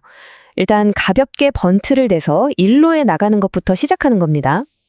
작게 시작해서 자신감을 얻고 계속해서 이기는 경험을 쌓는 게 진짜 전략이에요. 자, 이제 기본적인 원리는 다 이해하셨습니다. 하지만 이론 공부는 이걸로 끝이에요. 진짜 공부는 이제부터 직접 부딪혀보면서 시작되는 겁니다. 그래서 마지막으로 이 질문을 드리고 싶네요. 이 모든 지식을 갖게 된 당신. 자, 이제 어떤 부동산부터 한번 찾아보시겠어요? 자, 드디어 경매의 진짜 마지막 관문이죠. 바로 명도입니다. 사실 많은 분들이 낙찰받는 것보다 이 명도 단계를 훨씬 더 두려워하시더라고요. 이번 시간에는요, 그 막연한 두려움을 아주 구체적인 자신감으로 바꿔줄 실전 심리학에 대해서 제대로 한번 알아보겠습니다. 제일 큰 오해부터 한번 풀어볼까요? 여기 슬라이드에 딱 나와 있죠. 영화처럼 깡패 안 나옵니다. 맞아요. 우리가 막 영화나 드라마에서 보던 그런 험악한 상황, 현실에서는 거의 일어나지 않아요. 명도는요, 감정 싸움이 아니라 정해진 법과 규칙에 따라서 진행되는 아주 현실적인 절차일 뿐입니다. 낙찰받았을 때 그 기쁨도 잠시잖아요. 아, 이제 저 안에 있는 사람을 어떻게 내보내지? 이 생각 때문에 밤잠 설치는 분들 정말 많으시죠? 하지만요, 너무 걱정하지 마세요. 그 두려움의 실체가 뭔지만 정확히 알면 명도라는 과정은 생각보다 훨씬 더 수월하게 관리할 수 있습니다. 그래서 가장 중요한 게 뭐냐면요, 바로 이 마음가짐의 전환이에요. 적을 막 힘으로 내쫓는다는 그런 생각이 아니라 한때 내 이웃이었던 사람이 새로운 보금자리로 잘 이사할 수 있도록 돕는다는 관점으로 접근하는 거죠. 네, 이게 모든 것의 시작입니다. 아주 평화로운 명도를 위한 핵심, 딱 두 가지입니다. 첫째는 상대방의 마음을 이해하고 움직이는 심리, 그리고 두 번째는 아주 현실적인 당근이죠. 바로 이사비. 이 두 가지를 어떻게 영리하게 활용하느냐에 모든 게 달려있다고 보시면 돼요. 지금부터 그 전략을 공개합니다. 이걸 이름하여 투트랙 전략이라고 부릅니다. 말 그대로 당근과 채찍을 동시에 사용하는 거예요. 한 손에는 따뜻한 대화라는 당근을, 다른 한 손에는 차가운 법적 절차라는 채찍을 들고 가는 겁니다. 바로 이겁니다. 겉으로는 따뜻하게 대화하면서 제가 좀 도와드릴게요 하고 협력의 손길을 내미는 거예요. 동시에 물밑에서는 법적 절차라는 아주 단단한 안전장치를 조용히 하지만 확실하게 진행하는 거죠. 이 두 가지가 반드시 함께 가야 합니다. 시작은 무조건 당근이에요. 먼저 손을 내미세요. 상대방도 경매로 집을 잃은 굉장히 힘든 상황일 거 아니에요? 많이 힘드시죠? 이 한마디로 그 마음을 이해하고 돕고 싶다는 진심을 보여주는 것. 이게 바로 대화의 문을 여는 첫 번째 열쇠입니다.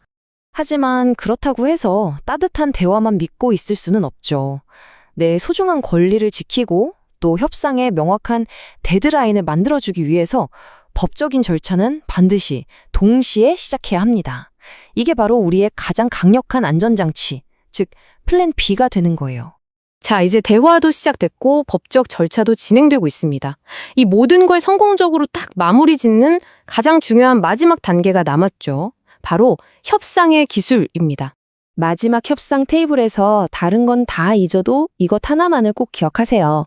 모든 걸 망쳐버릴 수 있는 가장 큰 실수가 뭐냐? 바로 이사비를 미리 주는 것입니다. 절대 안 됩니다. 명도 당일에는 이 순서를 반드시 아주 철저하게 지켜야 합니다. 첫째, 이사 날짜 확정하고요. 둘째, 그날 현장에 가서 내 눈으로 집이 완전히 싹 비워졌는지 확인합니다. 그리고 셋째와 넷째, 즉 서류를 건네는 것과 이사비를 지급하는 건 반드시 동시에 이루어져야 해요. 이게 핵심이에요. 아니, 이 서류 한 장이 왜 그렇게 강력한 힘을 가질까요? 만약에 그 점유자가 법원으로부터 보증금을 배당받아야 하는 상황이라면요. 당신의 인감도장이 찍힌 이 명도 확인서가 없으면 그 돈을 단 한 푼도 찾아갈 수가 없습니다. 그러니까 우리한테는 아주 강력한 협상 카드가 있는 셈이죠. 자, 이걸로 모든 이론은 끝났습니다. 이 지식은 이제 여러분을 더 이상 두려워하는 관찰자가 아니라 이 모든 상황을 자신감 있게 주도하는 주인공으로 만들어줄 겁니다. 여러분은 이제 명도를 처리할 가장 강력한 무기, 즉 전략과 자신감을 모두 갖추게 되셨습니다. 이론 공부는 이걸로 끝이에요. 이제 직접 현장으로 나아가서 여러분만의 성공 스토리를 쓸 차례입니다. 도전하세요.